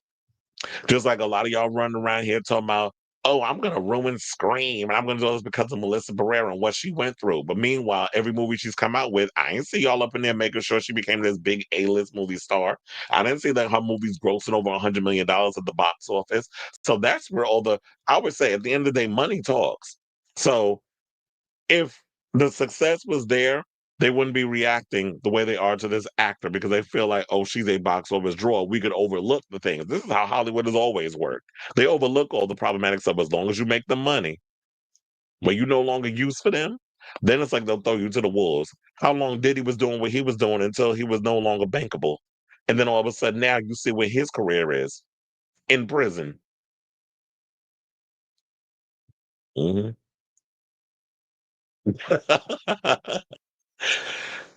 I could have sworn I heard that there was another one being made. I could be wrong. But yeah, hopefully that doesn't happen. But because it was such a big hit, you would it might happen. I did hear that, but we didn't hear anything about that movie. Did it come out? I know there's another book adaptation on the way. Okay, so I was correct.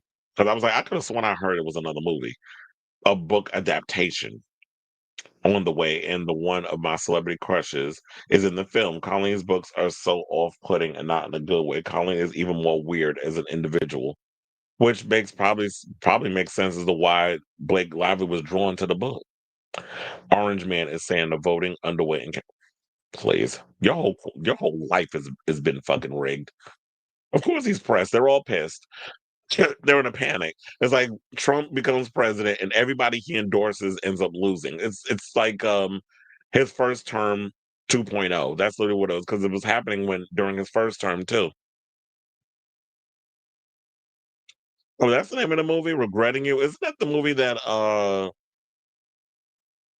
the kid from damn, the movie we just said that came out today is in it. Black Phone too. He got big. I was like, he looks like these kids, they just be having these growth spurts. I mean, he was just a little old thing in Black Phone, but then you see him in Black Phone too. He looks like a man. And then he's in this, and I think he's in that movie you mentioned, Regretting You, which that wasn't that about that there was an accident and the in-laws had an affair, something or another. So I think I can't remember what the full story was, but I knew it was some cheatation going on. I was like, maybe let me make sure that I got all my stuff closed. Oh, so that is the movie. Because I remember seeing that trailer in the theater. Yeah, she is. I love Lauren Graham. You know, Lorelai and um, what was the other one name? I used to love that show. That's why I first came across Jared Padalecki. Because remember he was in it, and the father from This Is Us, Milo Ventimiglia, and then who else was in that show too? From the guy from The Resident. So we had a good cast of that Gilmore Girl. I used to love Gilmore Girls. I was obsessed with that show when it first came out. Mhm. So I did not know that was an adaptation of one of her damn books. But anyway, let's get into this mo mess. Let's talk about MTG. Marjorie Taylor Greene finally showed up on The View today. And I'm sure a lot of people was expecting a shit show. Instead, Marjorie decided to be all demure and mindful throughout this the interview. And no shade, but or maybe it is a whole lot of shade. I was not buying what she was selling. I know she's up in here trying to put on this whole I'm changed and I'm a whole new woman. I'm a well, damn, I was trying to think of the phrase, whatever. She a whole nother woman. Like she done rehabilitate herself. She changed up her whole situation. I'm not buying what she's selling. No shade. I'm just saying. So amid growing calls for more conservative voices at the hot topics table, Representative Marjorie Taylor Greene made a rare appearance this past Tuesday, which was today, on The View and called out the co-host live on air over past attacks they made against her. Now, halfway through the conversation, legal expert and former federal prosecutor Sunny Hostin admitted that she was sitting here just stumped by Representative Greene's demeanor as it contrasted with the tone she expected to receive from the Georgia politician at the table. Saying, "You're a different person than I thought you were," Hassan said of the controversial political figure whom she noted has broken with Donald Trump on the war in Gaza, tariffs, Trump's desire to expand AI, foreign aid, pretty much every goddamn thing this stupid idea this man comes up with, before discussing these clips highlighting the very public spats that you've had with your colleagues, where your behavior, some say, is just unbecoming of a congresswoman and promoting conspiracy theories like QAnon in the past. Now, Hostin praised Representative Greene for having grown past that and that she feels like she's sitting next to a completely different Marjorie Taylor Greene on the show. Well, I hope that was sarcasm that was coming from Sunny, because it was giving side eye tease when I was looking at her throughout the interview. However, what I don't like about this whole situation of you putting her on here, you're normalizing Marjorie Taylor Greene and what she's really about. This lady is a grifter. She is up, her seat is up for reelection in 2026. And I don't think that people should pull themselves away from the reality that this is all a show to her. I do not buy what she is selling. I do not believe that she is a changed woman, that she's all about America first, and that she really gives a damn about the people that she's supposed to be representing in her district. But you going on Bill Maher's propagandized ass show, Real Time, over on HBO, which that shit should have been canceled years ago. And then you going on The View, which does a lot of corporate Democrat, liberal leaning bullshit talking points. Like, there's a difference between progressive Democrats and corporate centrist Democrats. The View and a lot of their ideologies lean more on the corporate centrist side of democracy. So they're all about the status quo. They're all about corporations. They're all about that stuff. And they try to dress it up like they really are for the people. And it's like, no, y'all benefit wholeheartedly from the same things that a lot of those centrist Democrats cuck for. Hence, for example, a Chuck Schumer and Hakeem Jeffries, which is a good friend of, and Cory Booker, which Hakeem Jeffries, aka Apac Shakur, is a good friend of Sunny Hostin's, and she's mentioned that on the show many a times. So, and then also, they're not for the Zoran Mamdani types. Most of them at that table. Sunny didn't come across like she's very anti-Zoran. The rest of them did, especially that bitch Sarah Haynes, which I don't particularly care for her no more. That lady's lost her goddamn mind the way some of the stuff she's been saying on the show lately. But um the way they were very much going hard on Zoran, but gave a softball interview to Andrew Cuomo when we know what type of man that man is. Like, he's unlikable, he's a bully, and he's a sexual harasser.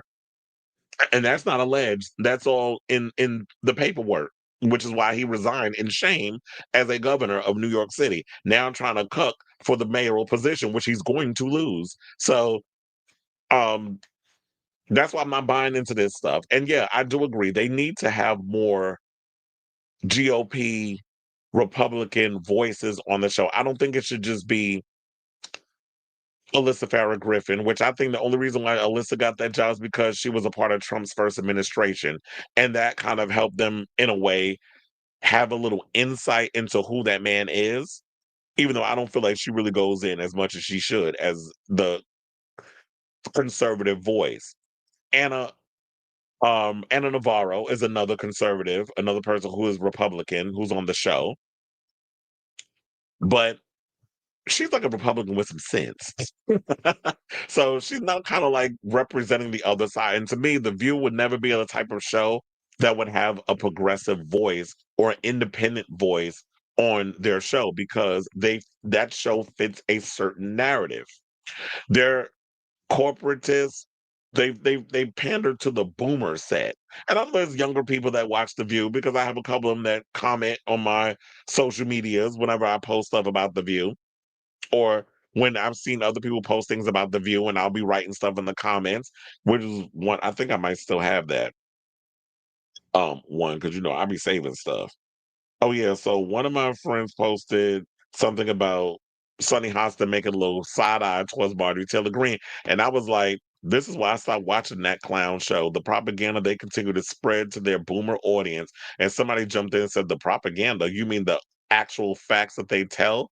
Because they have to be on point with what they say. They have to be on point with what they say, to be clear. They have to be on point with what they say based off of what they're being spoon fed by producers and what is written on a cue card. There's a difference between actually telling the real truth of what's going on in the world versus the kids table surface shit that they're given to be written on a damn cue card that they're told by producers in their ear or whatever they're getting. So I wrote they have to be on point with what the producers tell them to say on cue cards as long as it fits the narrative of the corporations. Nothing factual comes out of the surface level corporate Democrat leaning show such as The View, giving a softball interview to Cuomo while trying to smear Zoran, and now they're bringing on MTG because she's pretending to move away from Trump's policies. And of course, if I say stuff like that, I don't want y'all to misconstrue and think that I'm Republican or I am a Trump supporter. And y'all already know me doing this show, I am far from both. So I call out both sides. I think I'm more independent in a lot of my ideologies than be Democrat and Republican. And she did say something that I agree with. I know the world must be coming to an end if I agreed with something that Marjorie Taylor Greene said. So we'll get into that. So to wrap all that part up, Sonny, don't be fooled by the foolishness. Don't be like, well, you're much different than I thought you were. And then Marjorie's like, well, you never met me. This is the first time you've met me, or whatever. It's like, yeah, but when you out here being disrespectful and saying crazy shit and saying racial shit towards Jasmine Crockett, which why she had to call you a bleach blonde, bad built butch body. Um, we're not letting that slide because you can have genuine conversation with people about politics without being nasty, which she was surprised by that the ladies were like that toward her. That I'm surprised we can have a civil conversation about politics. Yes, not everybody's a Neanderthal like you, bitch. We all know how to sit and have real conversations with people without having to make it personal or having to get nasty or being disrespectful or using profanity. Me, I say all them things because this is my show and I can say that. I'm not on ABC, so I can curse. But you being a political figure and you're supposed to be fighting for the rights of the people and you're supposed to be doing congressional shit, you being disrespectful, you saying nasty things towards people like Jasmine Crockett or even AOC and many others. No, you need to be called or Maxwell Frost or whoever, yeah, you need to be called out. Boom. So she said, yeah, so I already told her about the whole thing about what she said this is the first time you met me. Um, and there've been many a times where they were trying to recruit Marjorie to be more on the left or or become Democrat. And I don't and this is the thing I hate about this show. They feel like the Democrats get so caught up in this "we hate Trump" campaign. There needs to be so much more that y'all gonna come at Donald Trump on besides we hate him.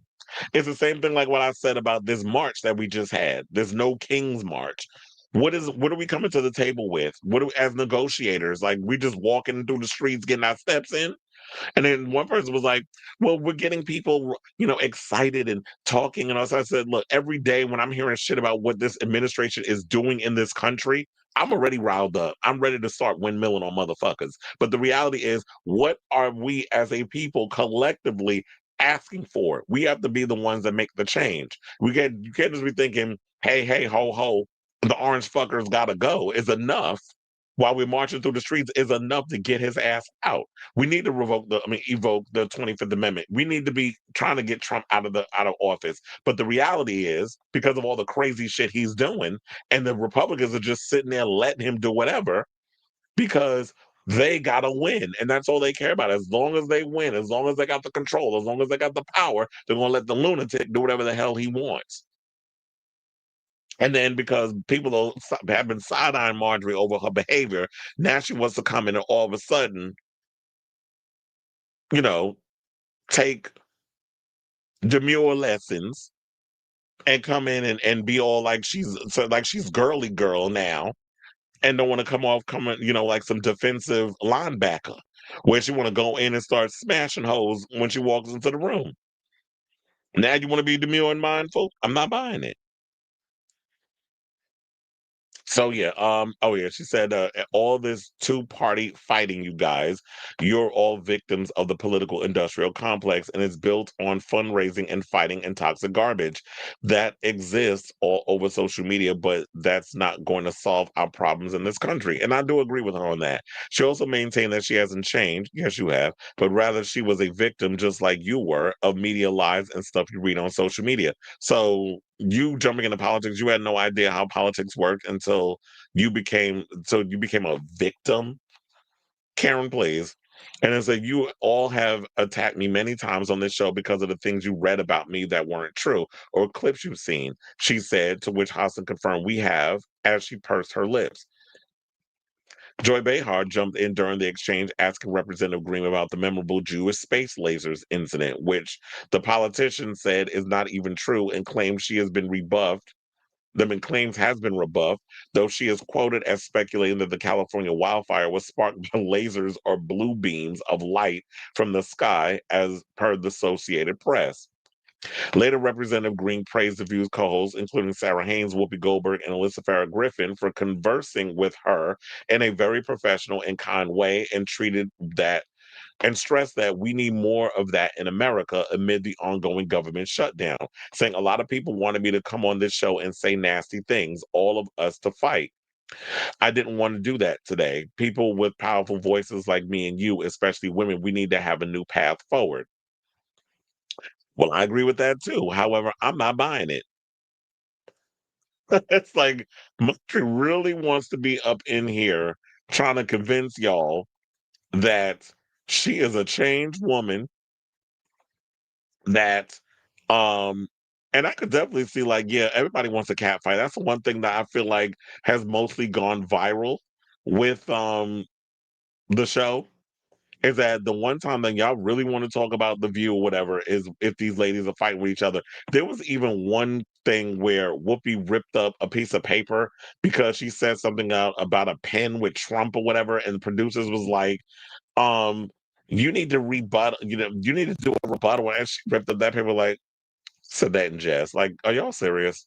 I mean, that's what it is with this show. They are so goddamn uptight over there, and when you say certain things, it's just like it just gets ridiculous with this show. This is why I said I really don't watch it, and I think what really sealed the deal for me, because I only watched one episode this season, and I feel like after they went on and did this whole little propaganda thing with Andrew Cuomo and was going in on Zoran. That's what I was like, okay, I'm done. I'm not sitting here supporting this stuff. And I do, like I said, I do think that they should have more conservative voices on, but the conservative voices got to be willing to come on and actually have a legitimate conversation and not just be coming on spewing a bunch of BS. First of all, we get enough vitriol and enough stupidity from when they do those stupid roundtable panel situations over there on CNN. Every time I see those clips when I'm scrolling through Instagram or Kevin Ortega Rojas is posted on his page, I'm just like, I just cannot with the stupidity, especially Scott Jennings and all the dumb shit that comes out of his mouth. Don't put his ass on. Leave his behind over there at CNN. But if you're willing to come on and be logical and understanding with certain things, then I definitely can see you come on. Now, look, I'm not the only one that don't believe Marjorie Taylor Greene, Neanderthal, Beauty Beast from Beauty and the Beast looking ass done changed. There was people in the comments that said some stuff too. So hold on, let me read some of those comments. One person said the comments passed the vibe check. Someone made, oh, Jasmine Crockett said that. Shout out to her. She said the comments passed the vibe check. So shout out to her. One person said, I really don't trust her, but she's saying good things lately. She's saying what you want to hear. That's what she's saying. Another person said, nothing to see here, folks. She just trying to get reelected, which is what I told y'all. Another person said, I wish Anna was there today. Unfortunately, Anna only is there on Fridays and Mondays. Another person said, girl, bye. We don't care about MTG's rebrand. Another person said, do not trust her. Another person said, I don't trust her, and neither should anyone else. Another person posted Tamar making a type face. Another person said, I don't buy it. Another person said, why doesn't she vote to oust Mike Johnson then? Oh, she has the power to do that? Yeah, because I was like, you need to get rid of Moses Mike four-eyed closeted ass if you have the power to get rid of the Speaker of the House. If he ain't doing his job, you need to vote to get rid of him. Another person said she has shown everyone who she truly is. Do not trust this person. So y'all pretty much got the gist of the whole thing. And I've always said this as a motto. I always use my Angelou's line: when people show you who they are, believe them the first time. And Marjorie Taylor Greene has showed us that she is a fake, shady, grifting ass bitch that will do anything to maintain the power that she already has that's starting to wane. So, oh, Jesus Christ, this cold's coming my behind. I'll say all this to say to you, what do you guys think of this story? Are you buying this new rebrand that Marjorie Taylor Greene is on, trying to act like she's all demure and mindful when we know she a goddamn chaos demon, and she's like the troll that lives under the goddamn bridge when it comes to how she be acting. So yeah, I'm not buying it, neither should you, but I definitely want to hear from y'all. Whatever your thoughts are, let me know in the comments down below.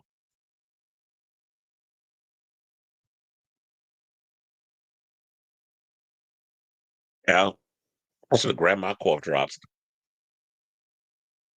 Okay, so let's see what the peoples are saying.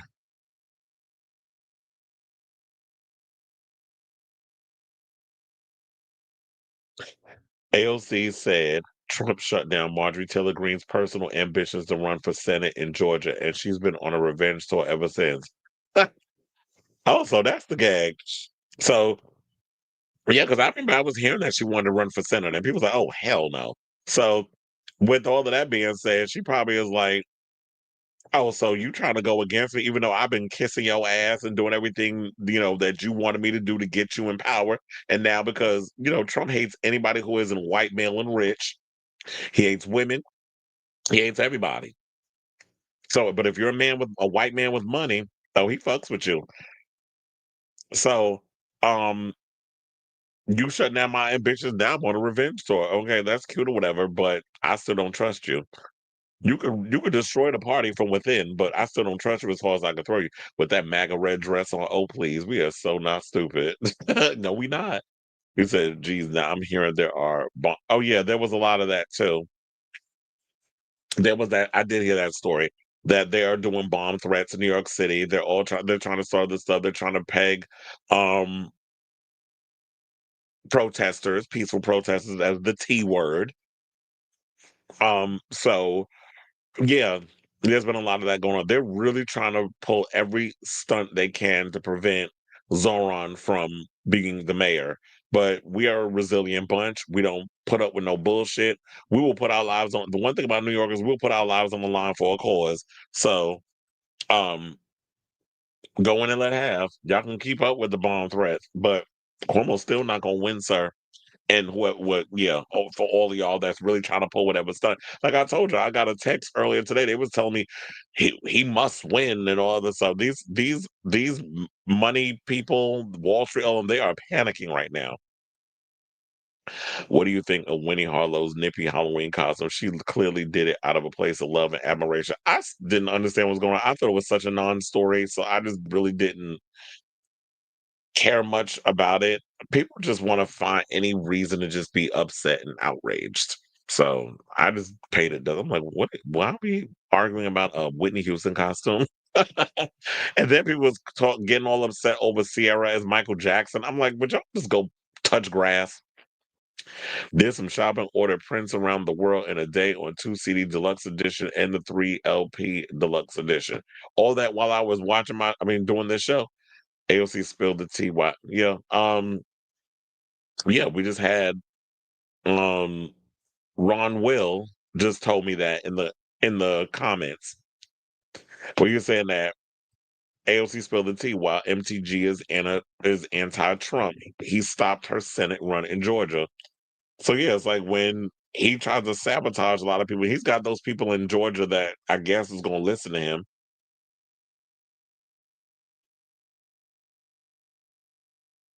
Child. Well, let me see. Tea for you.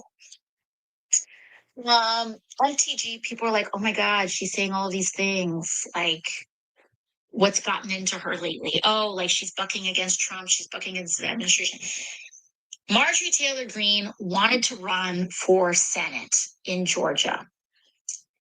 She wanted to run for Senate earlier this year in the state of Georgia. She wanted to be the Republican nominee for Senate.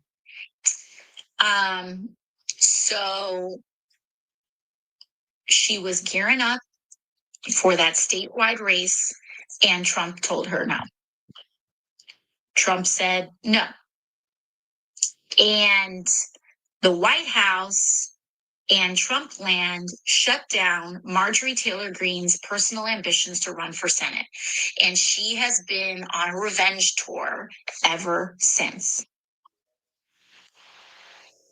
Well, there you have it. You know, Miss Thing was on a revenge tour. She wasn't getting her way.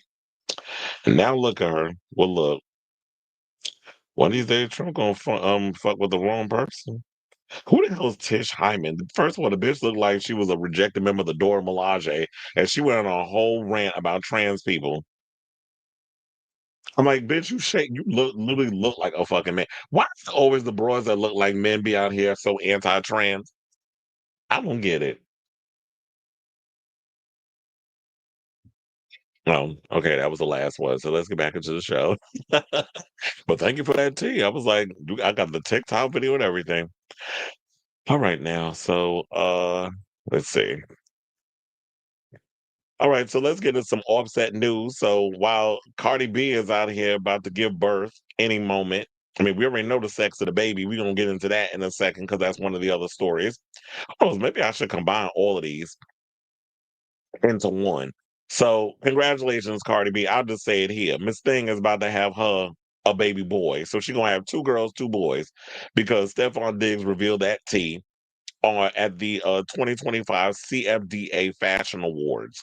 So that old wide receiver, he laid it low and spread it wide up in Cardi, and now he about to have another son. She about to have another son, and he said he can't wait to like play catch with him and all this. I said, here we go with the male masculine thing of what y'all think boys want to be out here doing. So you want to put all that stuff on this baby? He ain't even here yet. But congratulations is all I'm gonna say on that. And of course, Offset been mad because I heard he came out with a diss track towards him, basically dissing his own wife because they ain't divorced. To my how you still married and you out here laying up under the next man with a baby on the way. I'm paraphrasing, but that's basically what he put in the song. But what Offset should have been doing, or Off Cheat should have been doing, is focusing on a lot of things he got going on in his life because he got a couple of lawsuits against him. So let's get into one of them before we get into the next one. So, according to Rolling Stone, Offset is facing a new lawsuit from a security guard who claims the Migos rapper struck him in the face during a confrontation outside a cannabis dispensary in LA last March. The incident allegedly took place at the MedMen dispensary near LAX Airport, or LAX. The lawsuit filed October 29th and obtained by Rolling Stone claims. The plaintiff, Jim Leobardo Sanchez, says he was lawfully performing his job duties when he asked Offset, whose legal name is Kiari Cephas, for his personal ID to enter the store, which is what all the security people ask when you standing outside. You can't just be coming up in no damn dispensary. I've been to enough of them where I know like I got to show my ID at the door before I walk up in there. Did I spill my own tea? Anyway, well, who don't smoke these days, right? But anyway, so without legal justification or provocation, defendant Cephas became hostile, verbally confrontational, and physically attacking plaintiff by striking him in the face. The 7-page complaint signed by lawyer Michael T. Karakami reads. Several unidentified individuals who were accompanying defendant Cephas then proceeded to grab, push, and further assault and batter plaintiff because, when it comes to Offset, he can never, a lot of these rappers, because, when you want to payroll or you want to be in their good graces, it can't just be me hitting them. I got to jump the person. So Sanchez claims he suffered injuries that left him in immediate and severe pain. He says he developed headaches and neck pain and was treated by paramedics at the scene before he was transported by ambulance to a local hospital. Sanchez said he continues to experience persistent headaches, neck pain, and related symptoms. Attempts to reach a spokesperson for Offset were not immediately successful on Monday. The complaint is not the first time Offset has been sued with claims of assault and battery in LA County. Davion Clark sued Offset in November of 2023, alleging the musician assaulted him outside Complex Con in Long Beach. Is that for Complex, the magazine? On November 7th, 2021. Clark said that he was working as a security guard attempting to block an entrance due to overcrowding inside when Offset and another artist allegedly struck him. What is up with him always hitting on security guards? Clark claimed he suffered severe bodily injuries from the attack and will continue to suffer physical pain as well as severe emotional, mental, physical, and nervous pain and suffering. In a recent filing, Clark and his lawyers said their repeated attempts to locate and serve Offset had failed, so they asked for permission to serve the lawsuit through publication, in the Atlanta Journal-Constitution newspaper. The judge denied the request and set a hearing on the matter for November 17th. So this thing ain't even go to trial yet. He got two cases against him in this situation from two separate security guards and two separate incidences. Both guards are seeking compensatory and punitive damages to be determined at trial. They each sued with claims of assault, battery, and the intentional infliction of emotional distress. So they had all this stuff, but good luck trying to get money out of him because according to the reports, he's been hit with over $2 million in tax debt. So not only is he out here beating people up because he got problems controlling his damn temper, and people are just asking him for things. Like if you coming inside of a dispensary, you trying to buy weed, you gotta show ID. That I don't give a good goddamn if you were Jesus Christ. Where's your ID? I need to see it. So because now it says in this other story that the Atlanta rapper has been hit with more than $2.3 million in tax liens, according to a reporting by Us Weekly and filings obtained by Complex. Per Us, on October 15th, the Internal Revenue Service filed a federal lien totaling $486,426.35 for unpaid 2023 taxes. The outlet reports that there is also a separate federal lien of $1,575,266.73 for the prior year's taxes. Now, in addition to the federal lien, the Georgia Department of Revenue filed its own claim earlier this year, asserting that Offset failed to pay his 2021 state income taxes. According to a March filing in Gwinnett County, the state lists a balance of $266,702.21, slightly reduced from the original $294,712.02, with additional interest continuing to accrue.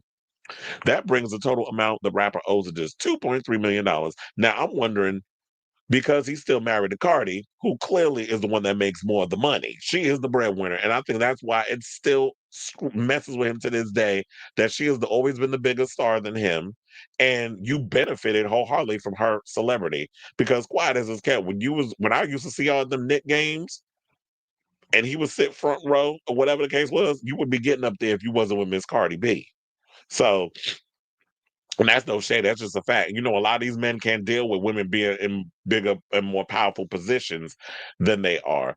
And then also, you mad over this whole thing with yo soon to be ex moving on with another man and already having a baby with him. So I am wondering, because he is married still to Cardi B, does this affect her? Is she gonna have to end up coming out of pocket paying for him not dealing with his taxes or whatever, that sort of thing? Because a lot of time when you marry, that comes as a package deal. So, and she's been saying many a times in interviews that she's trying to get a divorce. She wants to get this divorce, but he won't let her go. So there needs to be something that's put in place where it's like, okay, let's get these I's dotted and these T's crossed, because I'm tired of being married to this ninja. And I know she definitely is. So I say all this to say, what do you guys think of this story? I'll definitely keep abreast of the other cases as it develops, especially with the fact that him not paying his taxes. you don't want to end up in jail, sir. So you better pay that money that you owe the R and the S. So let me know what you guys think of this story in the comments down below.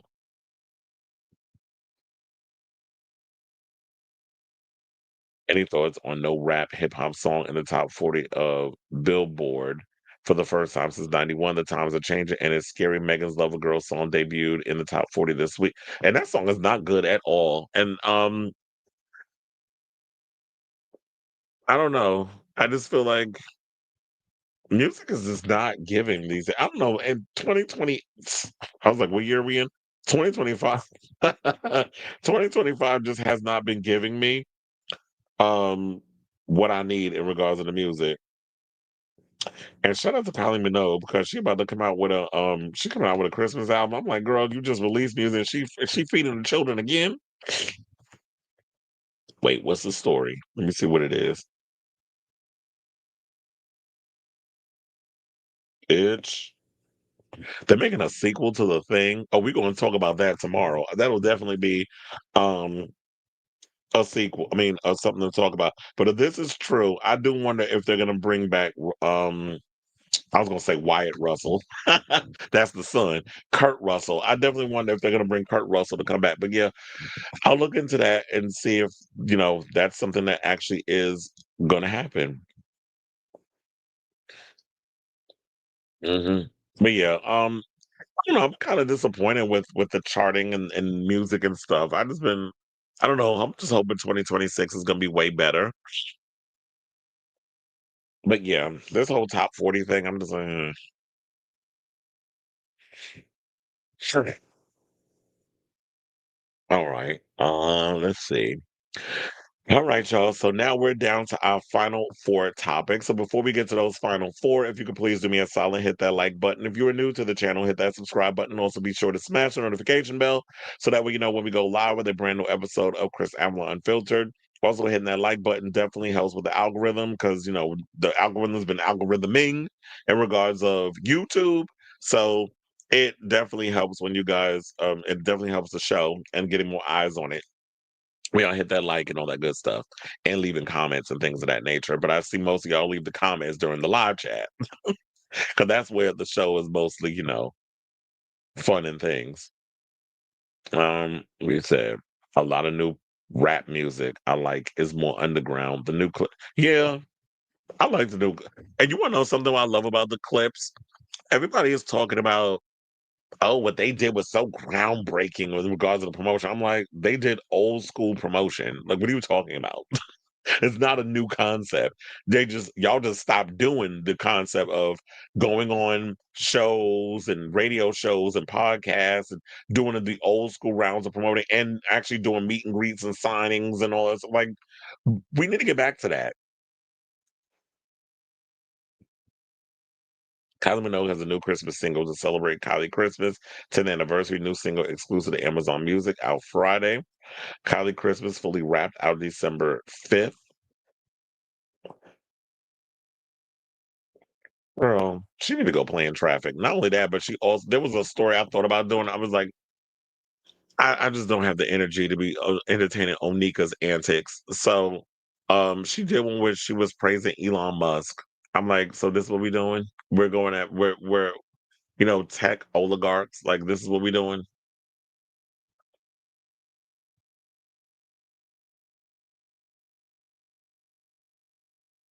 And then he would reference her song Starships. I was like, okay, I'm done. Good night. That girl is just cooked. Her brain is fried and she is cooked. All right, now let's get back into the show.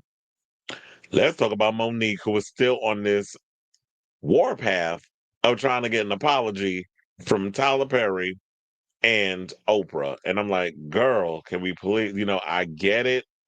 I totally understand you were done wrong. But now it's at a point that you're just never going to get this thing that you want from them. So I just don't understand why you keep trying. But if it helps you, at the end of the day, if it gives you some type of catharsism type situation, then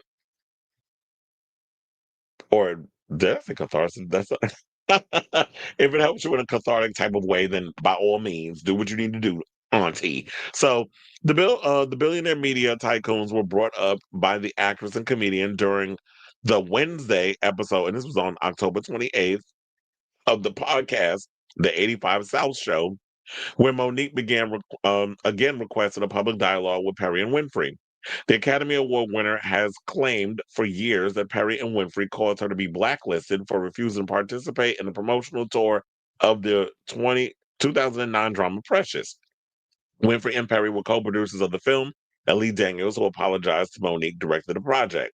Around the 50-minute mark of the episode below, Monique talked about making amends with her eldest son, Shalon Jackson, or it could be Shallon, and the unwavering support by her husband, Sidney Hicks. She said, "My knees don't buckle. I don't waver from what I know is right. I don't waver from the truth. So if that has to be public, I'm okay with that.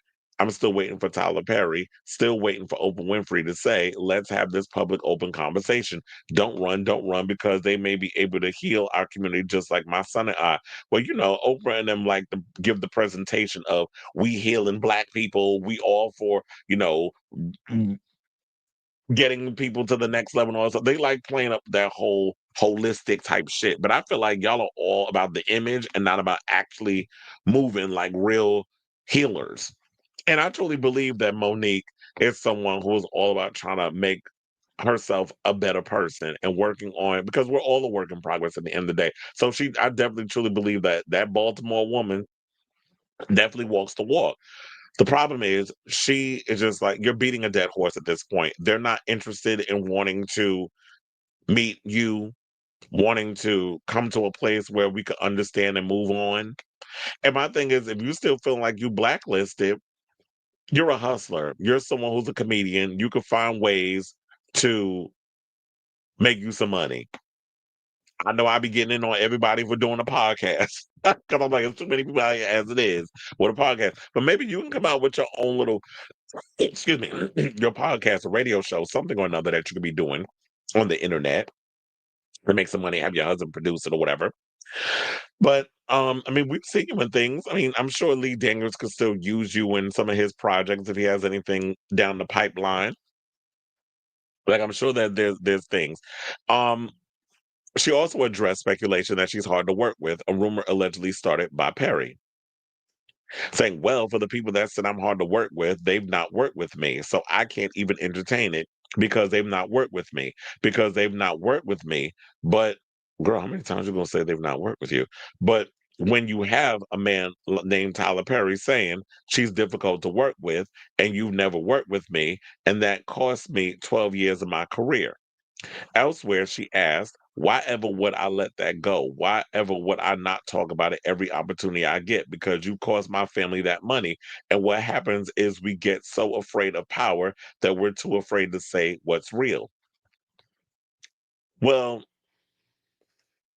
I don't know, because she's talking about that we get so afraid of power. It's not about being afraid of power. You can still speak about whatever your discrepancies is with Oprah and Tyler Perry. My thing is, you keep bringing it up, expecting like they're going to listen to you and they're going willing to meet you halfway, and they're willing to be man and woman enough to confront you and have this powwow of changing. That's why I love the fact that when it took T.S. Madison to get Monique and Lee Daniels to come together, because I think she interviewed them individually and then had a conversation and was able to bring them together where they apologized, they hugged it out, and he put her in that what's the name of that movie, Deliverance? Put her in that movie. Movie wasn't good, but at least she got a part and she got a check.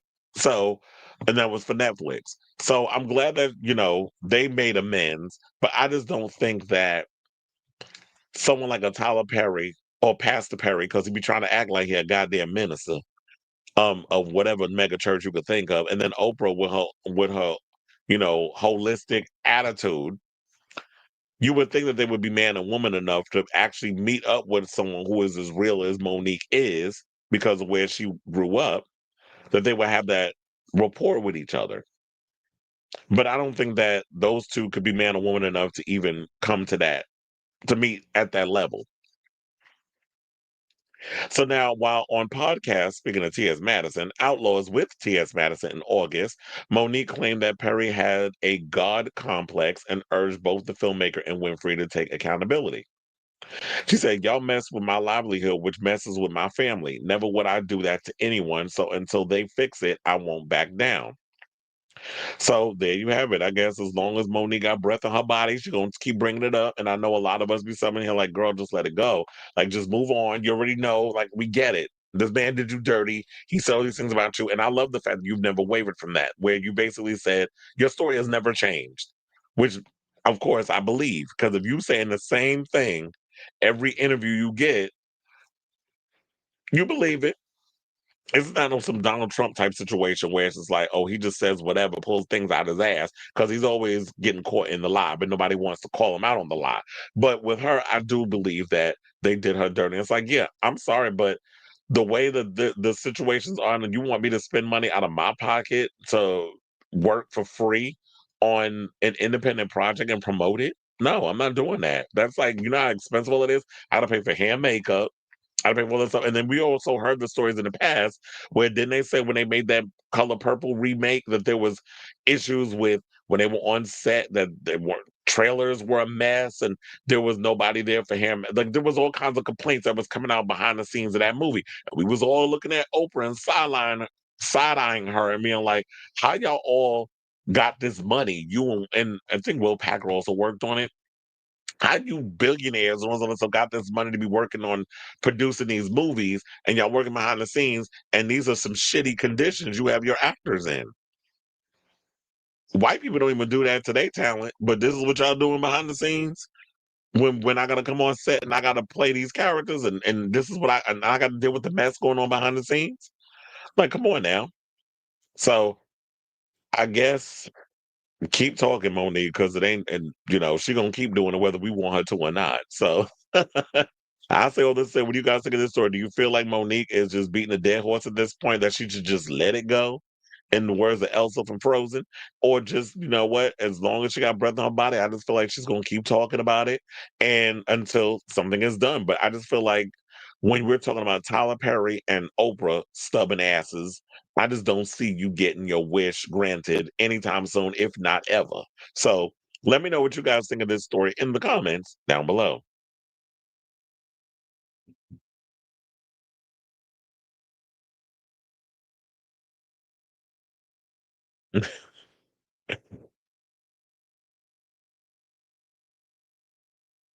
Wait, hold on. I'm like, damn, did I miss all of these? I was about to. Oh, you said. I'm glad you put that friends in air quotes because literally she does come across like shit. My friend. I'm like, nobody has that many kind of friends. I count on one hand how many real friends I have because it's like nobody has. He said, "Why you pick that picture, Monique?" There's always a method to my madness. You watched Walter Lee Hampton's videos on Miss Perry? No. What happened? What he said about Miss? Not Miss Perry. Well, I do be calling her Miss Perry. Miss Perry, Pastor Perry. Well, what he said, you ain't getting an apology. Oprah already said you ain't worth it because you're not in her income bracket worth forgiveness in 2018.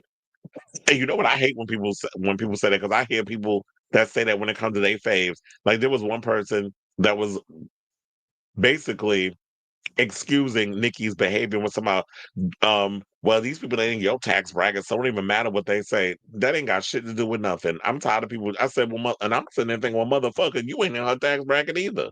And you writing this comment. So I don't get it. And being in a tax bracket ain't got nothing to do with you just not being a dick towards people. Nikki's conservative switch is a trauma response. She went from publicly denouncing Trump to bootlicking. I don't want to say what I think the trauma is, but it's ironic she red pilled out all of a sudden. You think maybe it? Do you think it was probably due to the fact that allegedly her daddy touched her inappropriately when he was sucking on that glass pipe when she was growing up, and the fact that she surrounds herself with PDF files?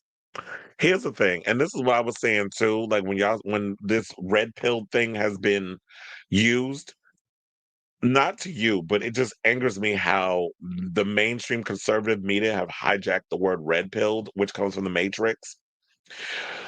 Neo took the red pill. He didn't take the blue pill. The blue pill was like you could just stay in your little la la land and just go on with your life and not be unplugged from the bullshit. Taking the red pill opened his eyes up to what the world really was. So I hate the fact that conservatives have taken the red pill term and used it in a negative way when no, it was about freeing your mind and opening yourself up. Then you can tell I love the Matrix because it's science fiction, which I love, martial arts, another thing I love, and philosophy and sociology. So all those things and critical thinking, all that stuff, all of that plays into that. Oh, you definitely got me in that whole situation. So that's like one of my favorite movies. So I hate that conservatives have taken that word red pill and weaponize it in the wrong way. It's kind of like how they've taken woke. And you said, I will always have love for Nikki, but the more and more she continues to spiral, the more disinterested I become in the music, and I've outgrown Poom Poom Shorts female rap. You want to know something? No shade, but me too. I'm kind of over the whole talking about my coochie type music. You bros got to evolve beyond that.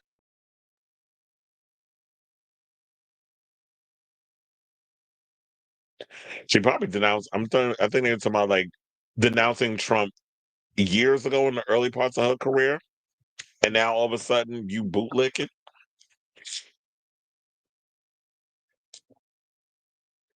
Abigail won Virginia and flip the state blue, a massive win for Democrats. Well, that's what's going to happen, and we kind of knew that this was going to happen, and this is why I hate the fact that there have been Democrats that are like, you know what, let's just play possum. Let them just do whatever they're going to do to the country. Let them just burn the country to the ground. Let it get so bad that people just flip everywhere blue and just vote Democrat. It's like, well, why would you do that just for a couple of points instead of if you actually came out and fought like Zoran is for New York, just using him as an example, like if you show that there's actually some fight in you as a politician, then you'll get way more points. It's kind of like what was said earlier. I think it was Cleveland that said over 1 million people already came out to vote for the mayor of New York, which we haven't had that in a long time. I think it was a low turnout when Eric Adams was when he won. No shade, but I didn't even vote when Mayor Adams became mayor because I didn't like any of the candidates. I understand Monique's sentiment because if she's providing for her family, that loss of income is traumatic. So if the issue comes up, speaking on it, although repetitious, you know, I didn't think about it that way, but yeah, that could be it too. Is that, when I constantly talk about things, it's like the more I talk about it, then it makes the pain a little easier to deal with. So like it dissipates a bit. So I could totally understand that with yeah, I'm let's keep talking about until I'm being blue in the face, but then it's like I'm not as angry about it the more I talk about it. Brian's getting dragged and the lambs don't understand why the whole Christmas is canceled thing is happening. The lambs don't understand why people are upset because you have a current administration that's cutting off SNAP benefits that a lot of people, over 1 million people have been furloughed from their jobs because of the current administration while they're taking all that money and funding wars and Great Gatsby style parties at Mar-a-Lago and renovations in the East Wing of the White House. So when you're taking money that people were working hard on and you're using it for your own little personal piggy bank, why do you think people are wanting to cancel Christmas and Black Friday and Thanksgiving and all these other things? I don't think I'm doing anything for Thanksgiving this year. I think I'm gonna just get me a whole chicken. I'm gonna season the hell out of it, marinate it, and I'm gonna probably just make me some vegetables. And one of my favorite things is mac and cheese. So I might just make me a small little thing of mac and cheese, and that'll be my dinner. I'm not going all out for Thanksgiving. I don't even like being around my family. So, and my immediate family, they go to my cousin's house, who I don't really fuck with that bitch. So, when they go over there, I'm like, I'll just be doing my own little thing. And I was even thinking, I was like, should I do a Thanksgiving stream? I pretty much got that whole week off because there's nothing really going on at MSG except I think like one event, and that's a Rangers game. And I was like, mm-mm. I like the Rangers; they're cool and everything, but I don't want to be dealing with being in a cold environment when I'm just like, I'll just take the whole week off and just chill and watch some movies and do live streams or whatever, depending on if there's a lot of topics to talk about, and then just spend my time with y'all and other, and hunching. It's an Access Hollywood interview during the Time Magazine Top 100 Most Influential Red Carpet. Wait, was that? Wait, did I miss something with that? Because you talking about Access Hollywood interview during the Time Magazine. Oh, is that where the Mariah thing came from? He said Mimi used AI in the video. It's time. Now she need to stop with all that foolishness. Because the kids be calling her out. Not even her, but anybody. When y'all start using that AI and stuff, y'all don't realize people be getting dragged over that. Taylor Swift got called out for using AI in her Fate of Ophelia video. Speaking of which, did y'all hear that Donald Trump used Fate of Ophelia in one of his videos? We were, and I guess y'all, I said he really liked poking that hornet's nest, don't he? Well, they said the White House did. You have the first part of Stranger Things 5 to watch on Thanksgiving. As for me, I'm going all out. What are you talking about with the food? Oh, yes, I'll probably just stay home and I'll just watch Stranger Things. I'll just marathon it while I'm making me some food. I love deviled eggs, but deviled eggs gives me gas.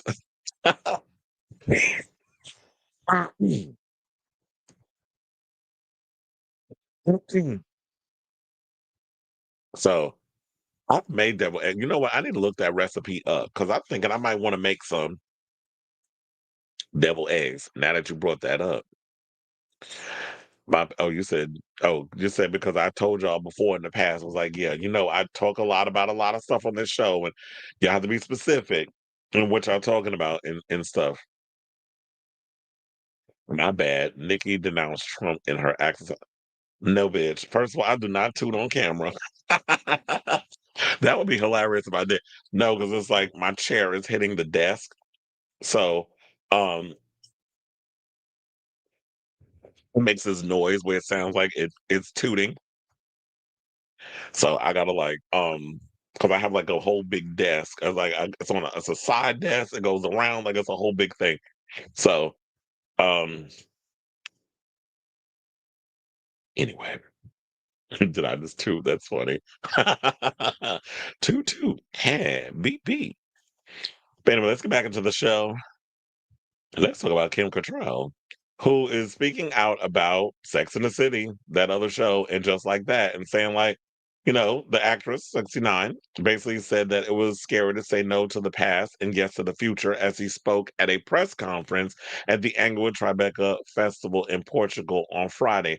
Now taken to the stage, Kim put on a age-defying display as she stepped out in a purple double denim coord.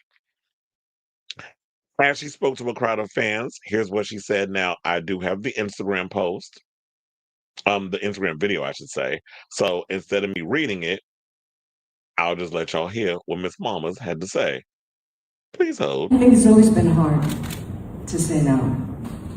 And it takes a tremendous amount of courage to say that's not for me when everyone's screaming, do it. Do it because of X amount of money or X amount of connections and you have to really, you have to be brave to say no. You have to have your own peace of mind and be stubborn in your decision of what is right for you. Because what's right for you might not be right for someone else. Not a lot of people can take the scrutiny of why you would say no.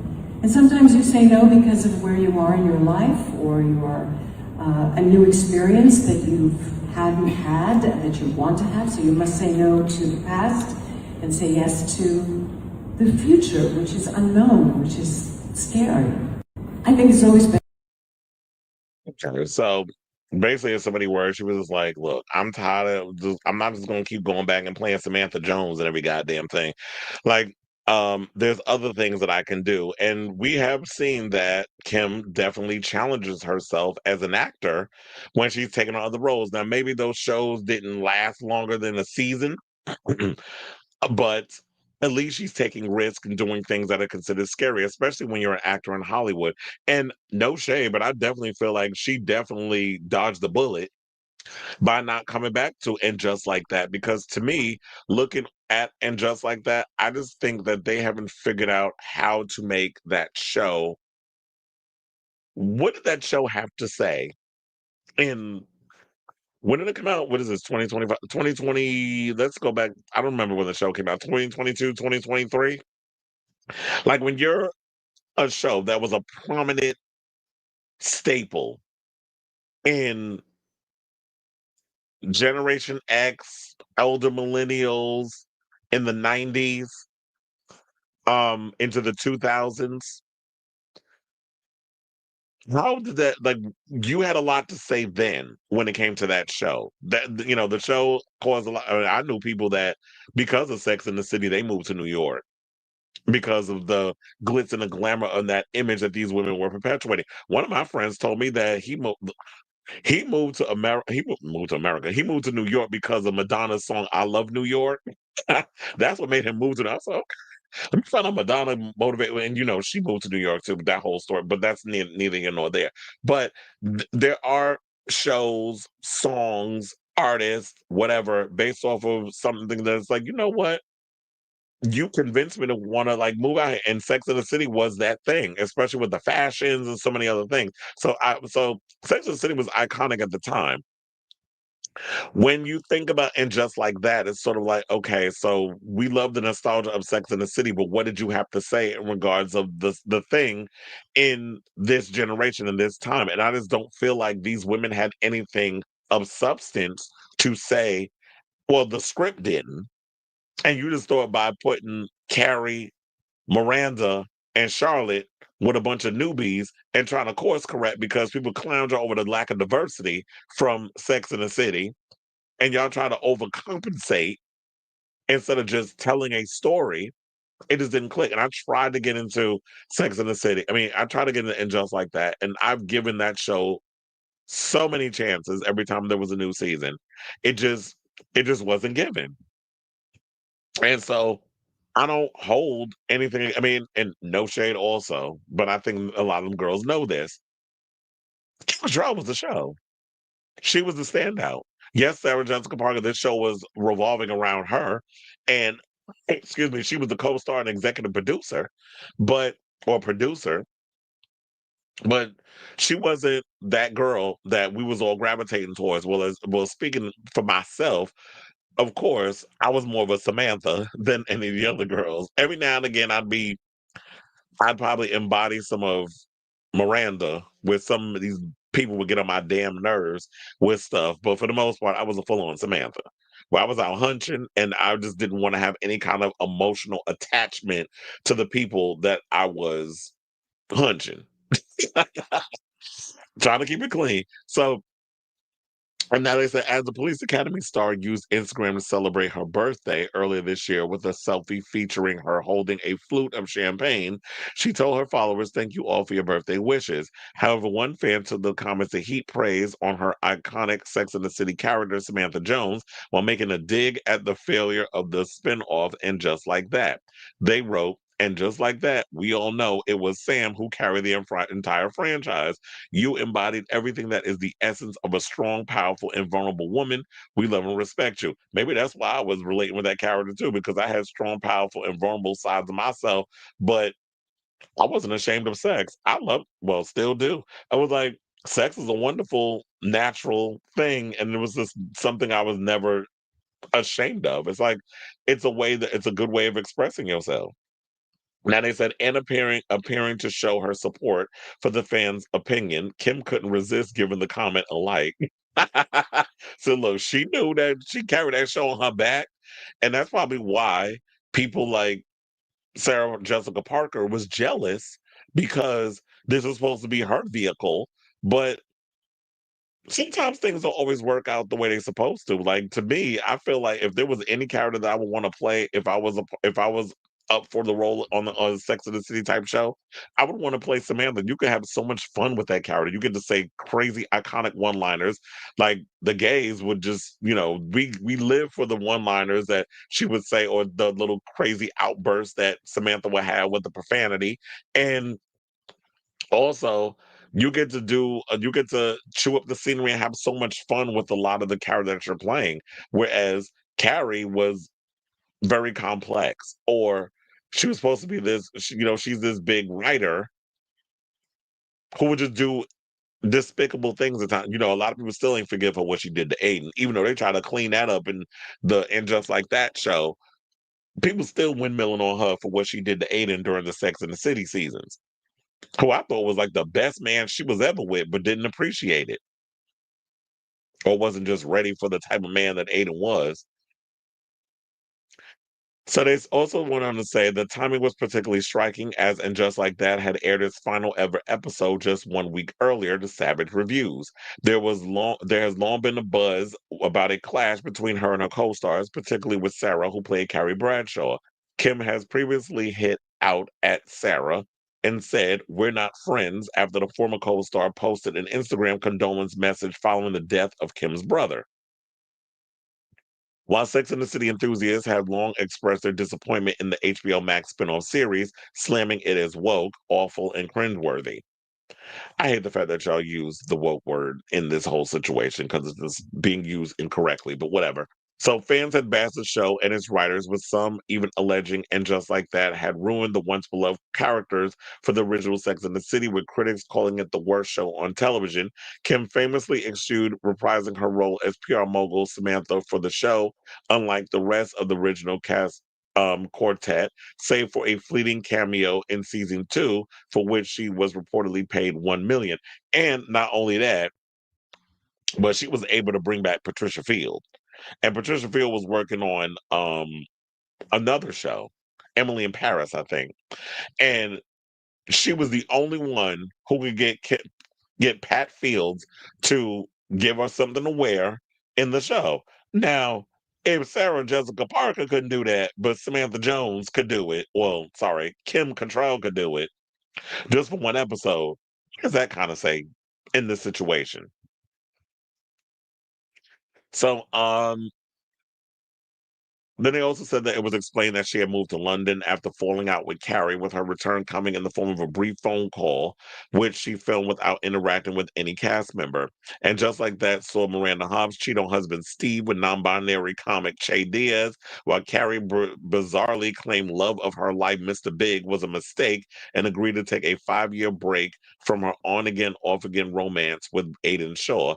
The show's viewership had tumbled by the airing of its third season, which finally came to an end last month. Damn, it's been that long? Why did I feel like And Just Like That just ended maybe a while ago? It's the last month. I'm like, what the fuck I been? And I think that was basically September when it ended. But I didn't even watch season 3 because when they told about it was canceled, I'm like, well, what's the point? But yeah, I'm just glad that Kim Cattrall has been able to move on and do other things. And you know what? And people, we love and appreciate her. I love me some Kim Cattrall since Police Academy. So I've been a fan for a long time. Big Trouble Little China, Mannequin. Like she's been in a lot of iconic films that I have loved throughout my childhood. So I say all this to say, what do you guys think of this story regarding what Kim Cattrall had to say about her decision to turn down Sex and the City, saying like, you know what, I can't just keep saying yes to old stuff. I gotta mature and I gotta evolve and I gotta move on to bigger and better things. So, and that's what she did in so many words, without throwing shade at that other show. So let me know what you guys think of this story in the comments down below.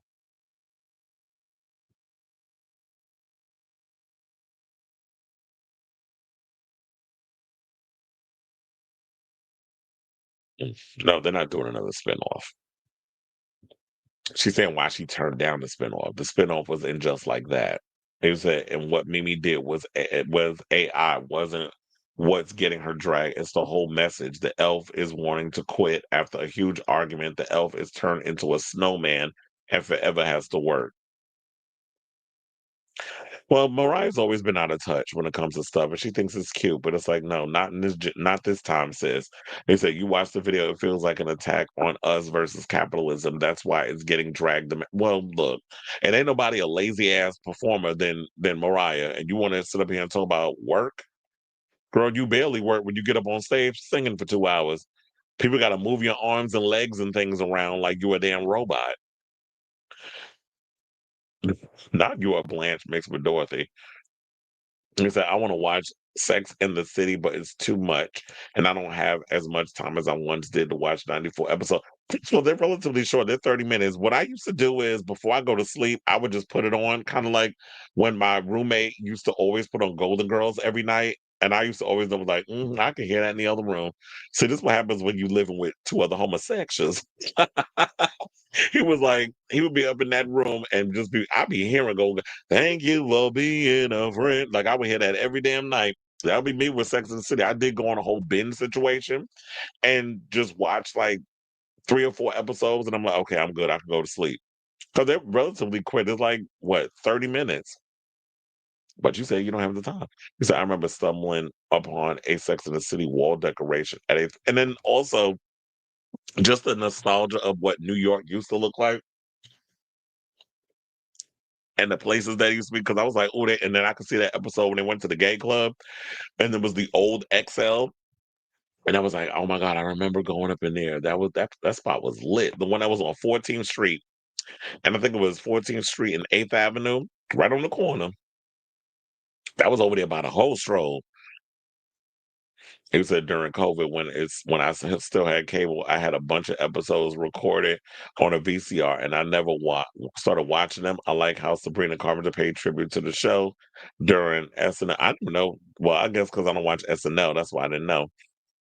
I was never engaged by Sex in the City. Samantha was the only character to pique my interest.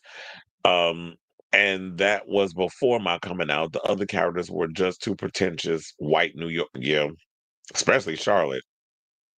She used to get on my damn nerves. I ain't gonna lie, I like the original series, but with the butt shots, it wasn't well. It treated getting older as a sin and that we can't evolve with the times without compromising who we are. Yeah, that's what. Yeah, it's like, oh, now I gotta accept this new stuff that's going on. It's people that just don't like change. That's what the reality was. And then when it boils down to that, y'all want to call it woke because it's easy to just zhuzh something into a little phrase and then that's that. I like to think I embody Carrie Bradshaw. She's an author and a fashion icon. Well, yeah, she was that, but the relationship stuff, oh no, you don't want to embody none of that part. Because she did kind of piss a lot of the fans off in some of the way that, like how she kept getting herself caught up in toxic relationships, especially when it came to her and Big. And then when Savannah finally got herself a good damn man, then she went, as an Aiden, she went and messed that up. Get the whole thing where she got with Mikhail Baryshnikov. I'm like, really? That old ass man?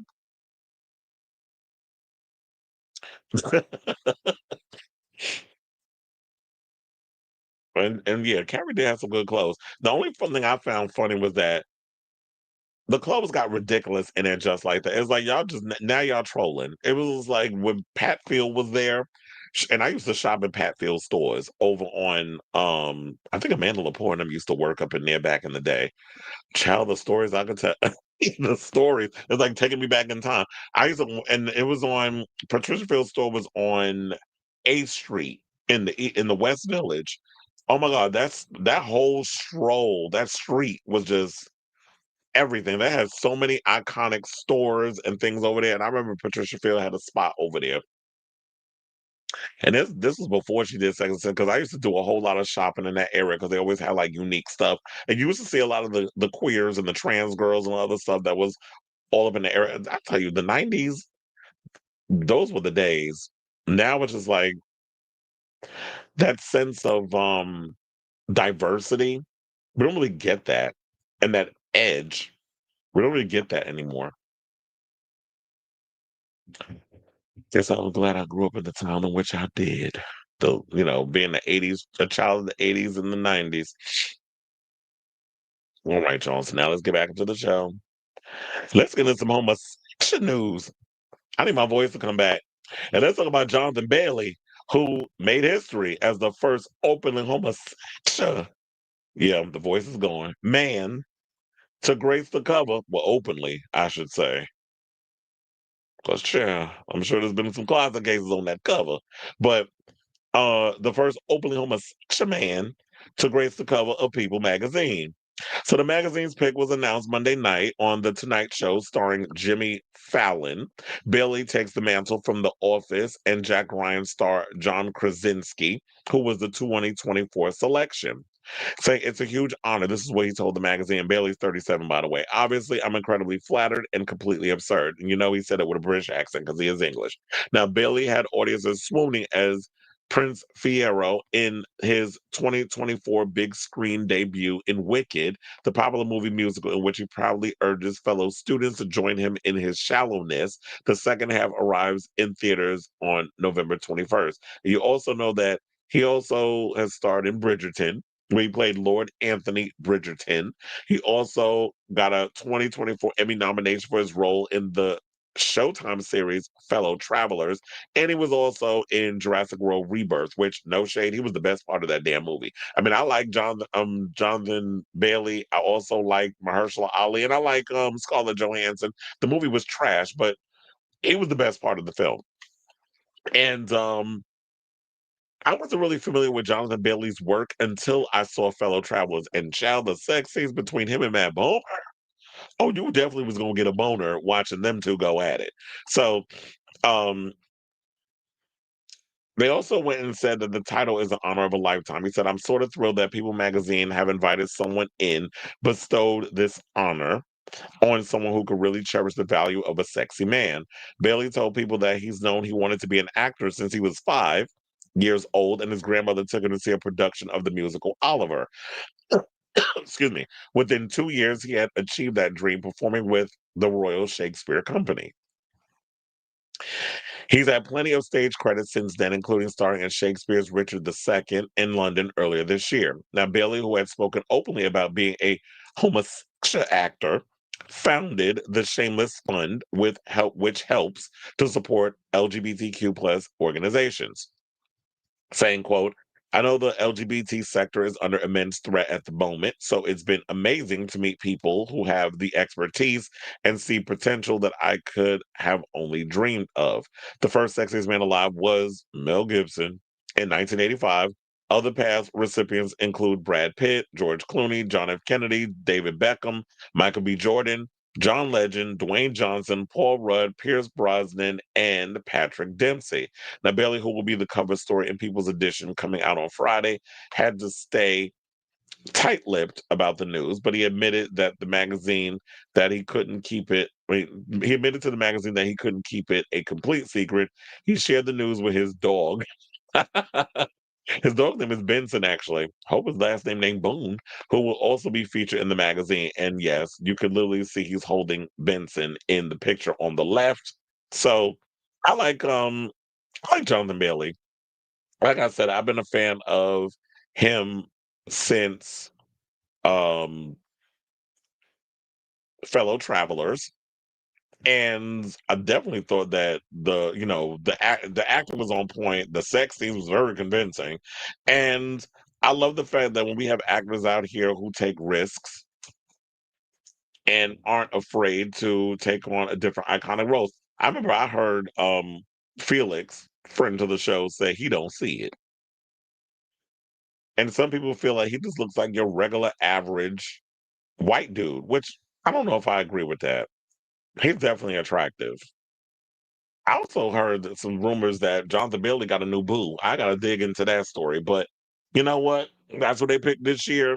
It is what it is. It's a title. Hopefully, we'll see. They'll probably pick somebody better. I don't know next year. I'm not all caught up in like people. Them. Well, I don't see it. I just think he's average. I just think he's boring. He's not giving it to me. He's not. Like, one thing you can't say is he's ugly because he's not. He's a very good looking guy. So, and as a fan, I don't mind the fact that he's on the cover. But who knows who they'll pick in 2026? We'll just see it and we cross that bridge when we get there, and then we'll address that once we get to that bridge that I just talked about. So I say all this to say, what do you guys think of this story? Are you okay with the fact that, well, I guess it doesn't matter because it's going to be on the cover regardless, but is Jonathan Bailey somebody that you thought that would have been seen as People Magazine's Sexiest Man Alive for 2025? So whatever your thoughts are, let me know in the comments down below.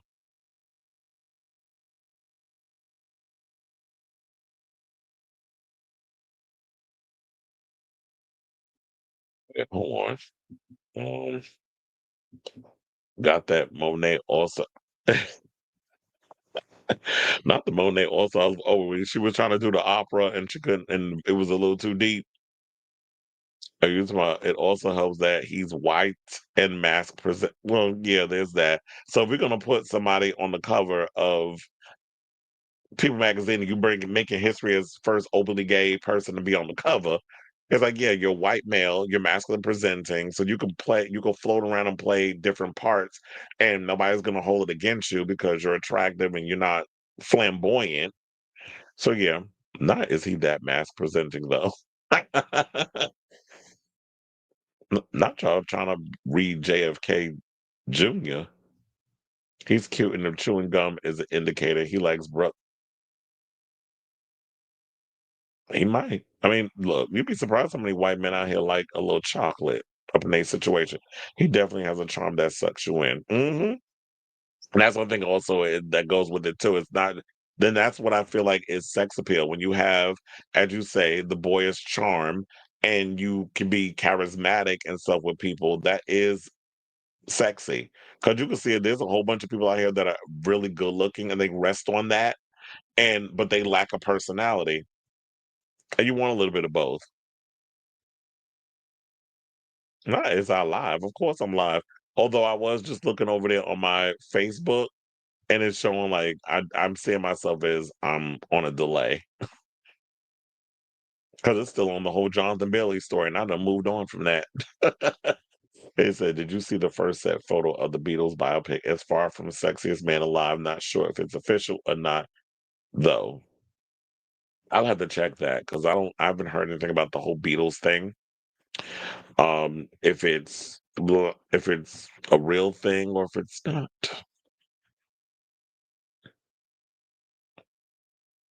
Wait, Israelis say they will never visit New York City if Baldoni wins and becomes mayor.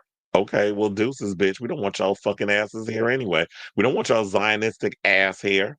And people seem to mistake it that when we condemn Zionist Israelis, we're not talking about all Jews. We're talking about bigots. And we don't want y'all here. So don't come to New York. And the one thing is, Netanyahu ain't coming here because Zoran said if he steps foot in New York, he's arresting his ass. So that's what he told him. Wait, oh, where did you send it? On TikTok? I'll just have to look it up later because I got to keep the show moving. Felix like boys with meat. He probably feels Jonathan is too skinny for his taste. Oh, you know exactly what I was talking about too. Brad Pitt is one of those good looking but boring as fuck. Well, look, maybe why did Angelina Jolie Lee get with him? Maybe she was looking for a little average, and then she was like, okay. This is a little too average. I need somebody to smear blood on my pussy. I don't know, something like that. Me and I'm not even a New Yorker. Okay, bye. That's what I said. What, the first episode? Because I just watched episode 2 last night. I had no time to be watching it at all this because I told you I was busy. I went out on Halloween, right after work. As soon as I was done with Sabrina, I went down to the East Village and what else? Then Saturday I was busy, did Sabrina again. And then Sunday, I noticed there was no new episode of Dracula on last night. And then on Sunday, yeah, I was busy too. And then I kept forgetting. I was like, okay, I need to watch the show. I need to watch the show. So last night, as soon as I was done with this show and I started editing and I was catching up a couple of other things, I actually watched episode 2. This show is crazy. That sequence with the little girl and she, was asleep or whatever, and she was back in her mother's womb. And what is up with this show and showing things coming out of women's vaginas? Like this has been in the last two episodes that they've done this. What is this obsession with childbirth? So, um, the way that Pennywise has been showing up, torturing and tormenting these kids has been interesting. Liking the new kids already because I don't want to spoil what happened in the first episode, but I like the new batch of kids, especially the little boy, the Cuban American one that saw that girl with the glasses, and he was like eating, and he was in the hallway up against the locker, and he's eating a beef patty, and she walks past, he's like, and then they playing the music. It was hilarious watching that scene. I said the only interesting Brad Pitt performance was Fight Club. I like Brad Pitt. I liked him in World War Z, even though it was nothing like the damn book.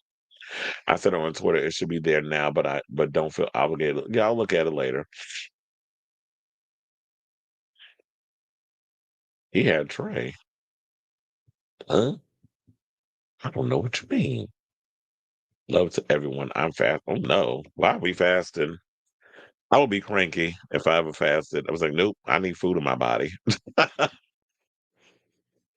Welcome to Dairy, a kingdom of memes. All right. So now, all right, y'all. So let's get into our final topic. And speaking of, we'll go from one Jonathan to another. From Jonathan Bailey, let's talk about Jonathan Bennett. So Jonathan Bennett, as y'all remember, best known for his role in Mean Girls, has recently spoke out in an interview and said that if there is a Mean Girls sequel that gets made, he does not want his character to be a homosexual. He wants him to remain heterosexual. So Jonathan Bennett says 99% of the cast of Mean Girls is up for a potential sequel, and he's got plot ideas. Now, Bennett, the gay king of Christmas, was on the I've Never Said This Before podcast with host Tommy Daddario. Is Tommy married to that reporter, Gio Benitez? When he was asked about a potential sequel to the 2024 classic comedy Mean Girls written by Tina Fey. God damn, that movie's wait, this said 2024. That came out in 2004. Y'all made a mistake, Out Magazine, because I was like, damn, that movie was made 20 years ago. Damn, time flies. Having played high school, well, 21, because we're in 2025, right? So 21. Having played high school hunk Aaron Samuels in the first film, Bennett was asked if he'd like his character to be gay in a sequel. I'm not even going to try the H word because my voice is not letting me go there. So we're just going to have to use gay until the voice comes back. But the actor said he'd rather keep the story consistent. He said, I think Aaron would be straight because you wouldn't go and change the narrative of Aaron Samuels because Jonathan Bennett is gay. You keep the narrative of Aaron Samuels because that's the story. I know everyone wants to. I know that 99% of the cast is like, let's go. Now, Bennett also added that he loves that so many of the cast members from the original have come out of the closet. Other than Bennett, we have Daniel Franzese, who played Damien, and Rajiv Surendra, who played Kevin G, have also come out of the closet. Saying, first of all, how weird is this? Almost all the guys from Mean Girls are gay, and Mean Girls is one of the gayest cult classic movies of all time. So let's think about it. What came first, the gay or the Mean Girls? Jonathan Bennett says 99% of the cast is up for a potential sequel, and he's got plot ideas. Um, what else did he go on to say? He also teases on an idea for a sequel that features his character as a high school teacher dealing with the mean girls who are now mean moms. The girls are all grown up, have their own kids, and now their daughters are coming to the school and it's managing the parents with the kids in high school.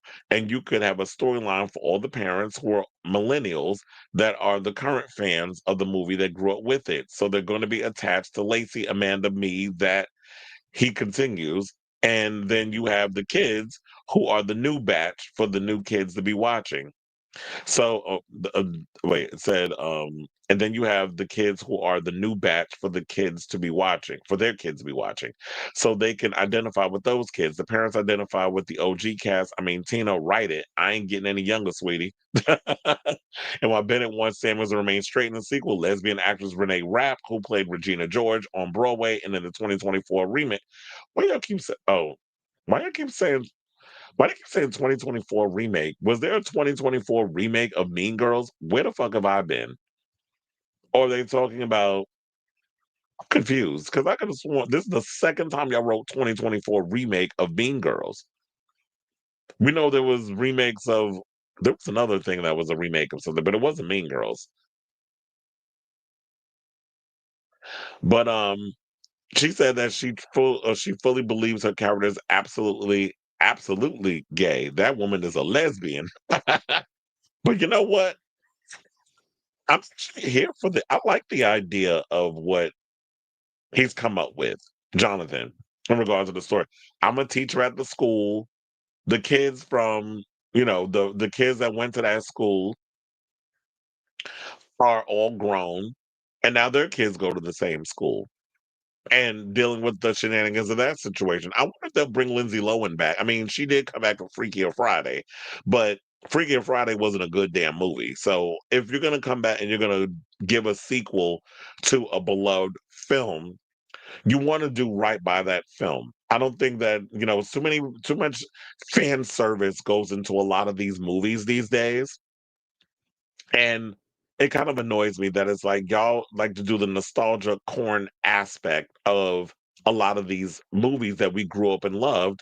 And then when it comes down to it, and then we go and see the sequel because we're expecting that sense of nostalgia, but of course it's gonna be a better movie, then it's just a bunch of fan service and then the script is bad. So I hope that if there's a good reason to want to bring the cast back and there's a good script out of all of it, then I'll be here for it. But if it's not, then leave well alone because we've just been going through too many things of let's revive this, let's revive that, let's remake this, let's do this. It's like, can we just come up with something original? And I know that's the main complaint from a lot of people is like, can we make something original? A lot of original stuff comes out and y'all don't be going out to support it. Very few, maybe like with horror and stuff, but for the most part, a lot of original IPs, people ain't really going to the movies and seeing it the way that you would expect.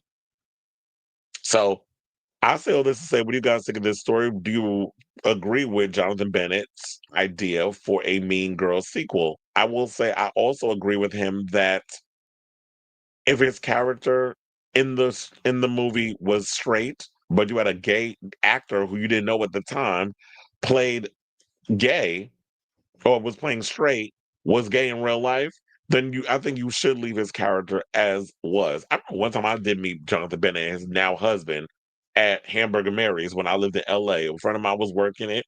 It was, as we were setting up doing like the after the show photo shoots, whatever, Silky Nutmeg Ganache, all of them was there. And I remember I was over in the corner at one of the tables, and in the center it was Jonathan and his man had their own table and stuff. So that's my Jonathan Bennett encounter. But um I don't like this. I don't like the idea of like, oh, because you're gay in real life that you can't play straight or whatever. I'm like, straight people play gay and get awards for it. So gay people can play straight, and he plays straight in the show, and nobody knew until he came out of the closet. I mean, I'm sure there was probably some people that wanted him to be a homosexual because he was cute. And you know how we feel about these Ben Corrigan s looking twinks when it comes down, and he kind of gave that in the early when he did Mean Girls. So this isn't like the last season of excuse me that show with Elliot Page where you started out as Vanya, and then when you started going through your transition into a male, then all of a sudden they had to go and do a whole change to the show because now you're a trans man. So, there's that. So I definitely want to hear from y'all. Let me know what you guys think of this story in the comments down below.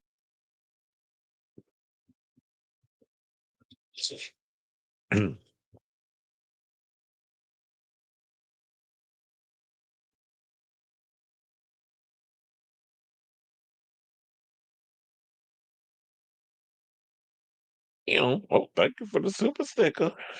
He said, I agree, let the gays play straight for pay.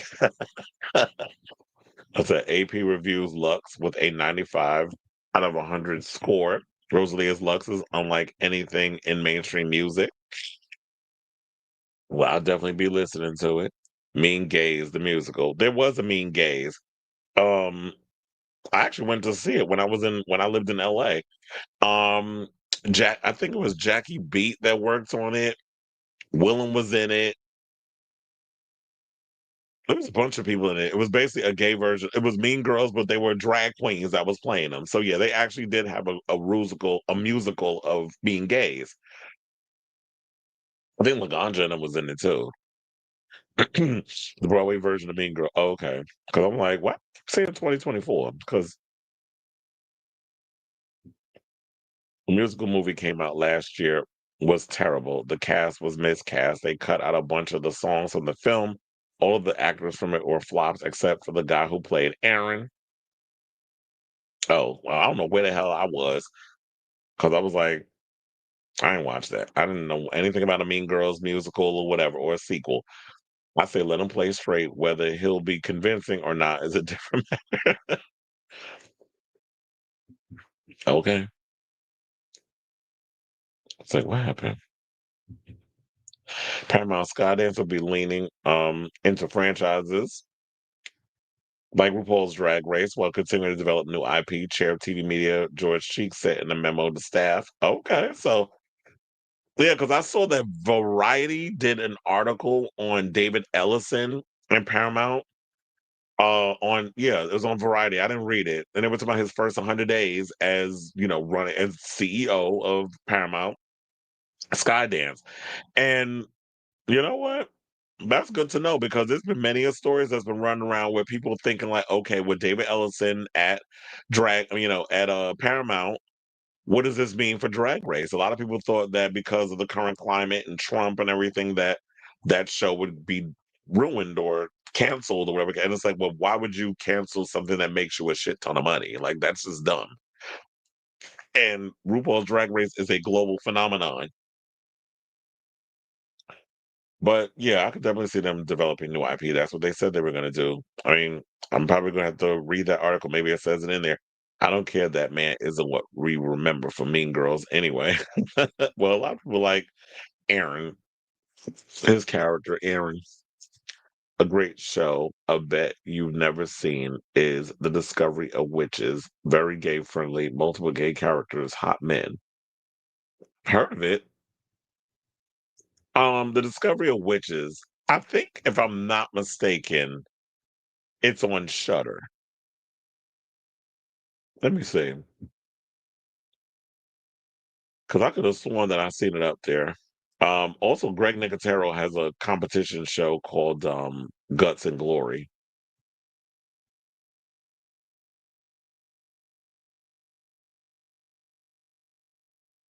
I was trying to see if they uploaded a new. Oh yeah, they did. Maybe okay. They dropped it late. I just checked. Apparently, the new episode of Dracula Titans is up. I think they dropped it late. You said the Discovery of Witches. Yep. Then I say it was on here. It's on Shutter. The first 3 seasons. But it was a mixed review. Some people said one person said the books were better. Another person said it's better than Twilight, better acting from a mature audience. Some great climax and some parts are boring, but overall it's pretty good. Another person absolutely loved it. Not horror, but still happy to see shows like this on here. Another person, I don't find nothing great or scary about this dumb series. Another person said better than Twilight, that's for sure. I wasn't expecting it on Shutter, but I'm not really complaining. It has horror elements, not to mention supernatural elements. For those complaining, get over it. It's a good watch and unique. Honestly, I haven't seen a supernatural show that I've enjoyed in years. So thankfully, I found this masterpiece. So somebody seemed to like it, and I'll check it out. Even though it's 3 seasons and the show's probably done. But I always tend to discover old stuff that people have moved on from. Speaking of which, I saw that they posted something new about the kids from Harry Potter. where they were showing them I think it was something on Variety where they was talking about. I just didn't care because anything with J.K. Rowling, I just scroll on by. I feel for those kids. It's like, you know what? This is a great opportunity for y'all, but y'all got some psycho turf bitch that's out here just spewing anti-trans rhetoric, and y'all caught up in all of that. Maybe some people don't care as long as they get their Harry damn Potter or whatever. So there's that. But anyway, let me get up off here because it's like I gotta rest this voice. So yeah, thank you all for tuning in to this latest episode of Chris Avalon Unfiltered. Be sure to hit that like button, that subscribe button, also smash the notification bell if you haven't already. I will be back with a brand new episode tomorrow. Um, so be on the lookout for that. Lord willing, we got some good topics to talk about. But yeah, I'll be on tomorrow with a brand new episode of the show. So thank you all for watching. Thank you all for your continued support and continuing to help this channel grow. And until next time, ciao, darlings.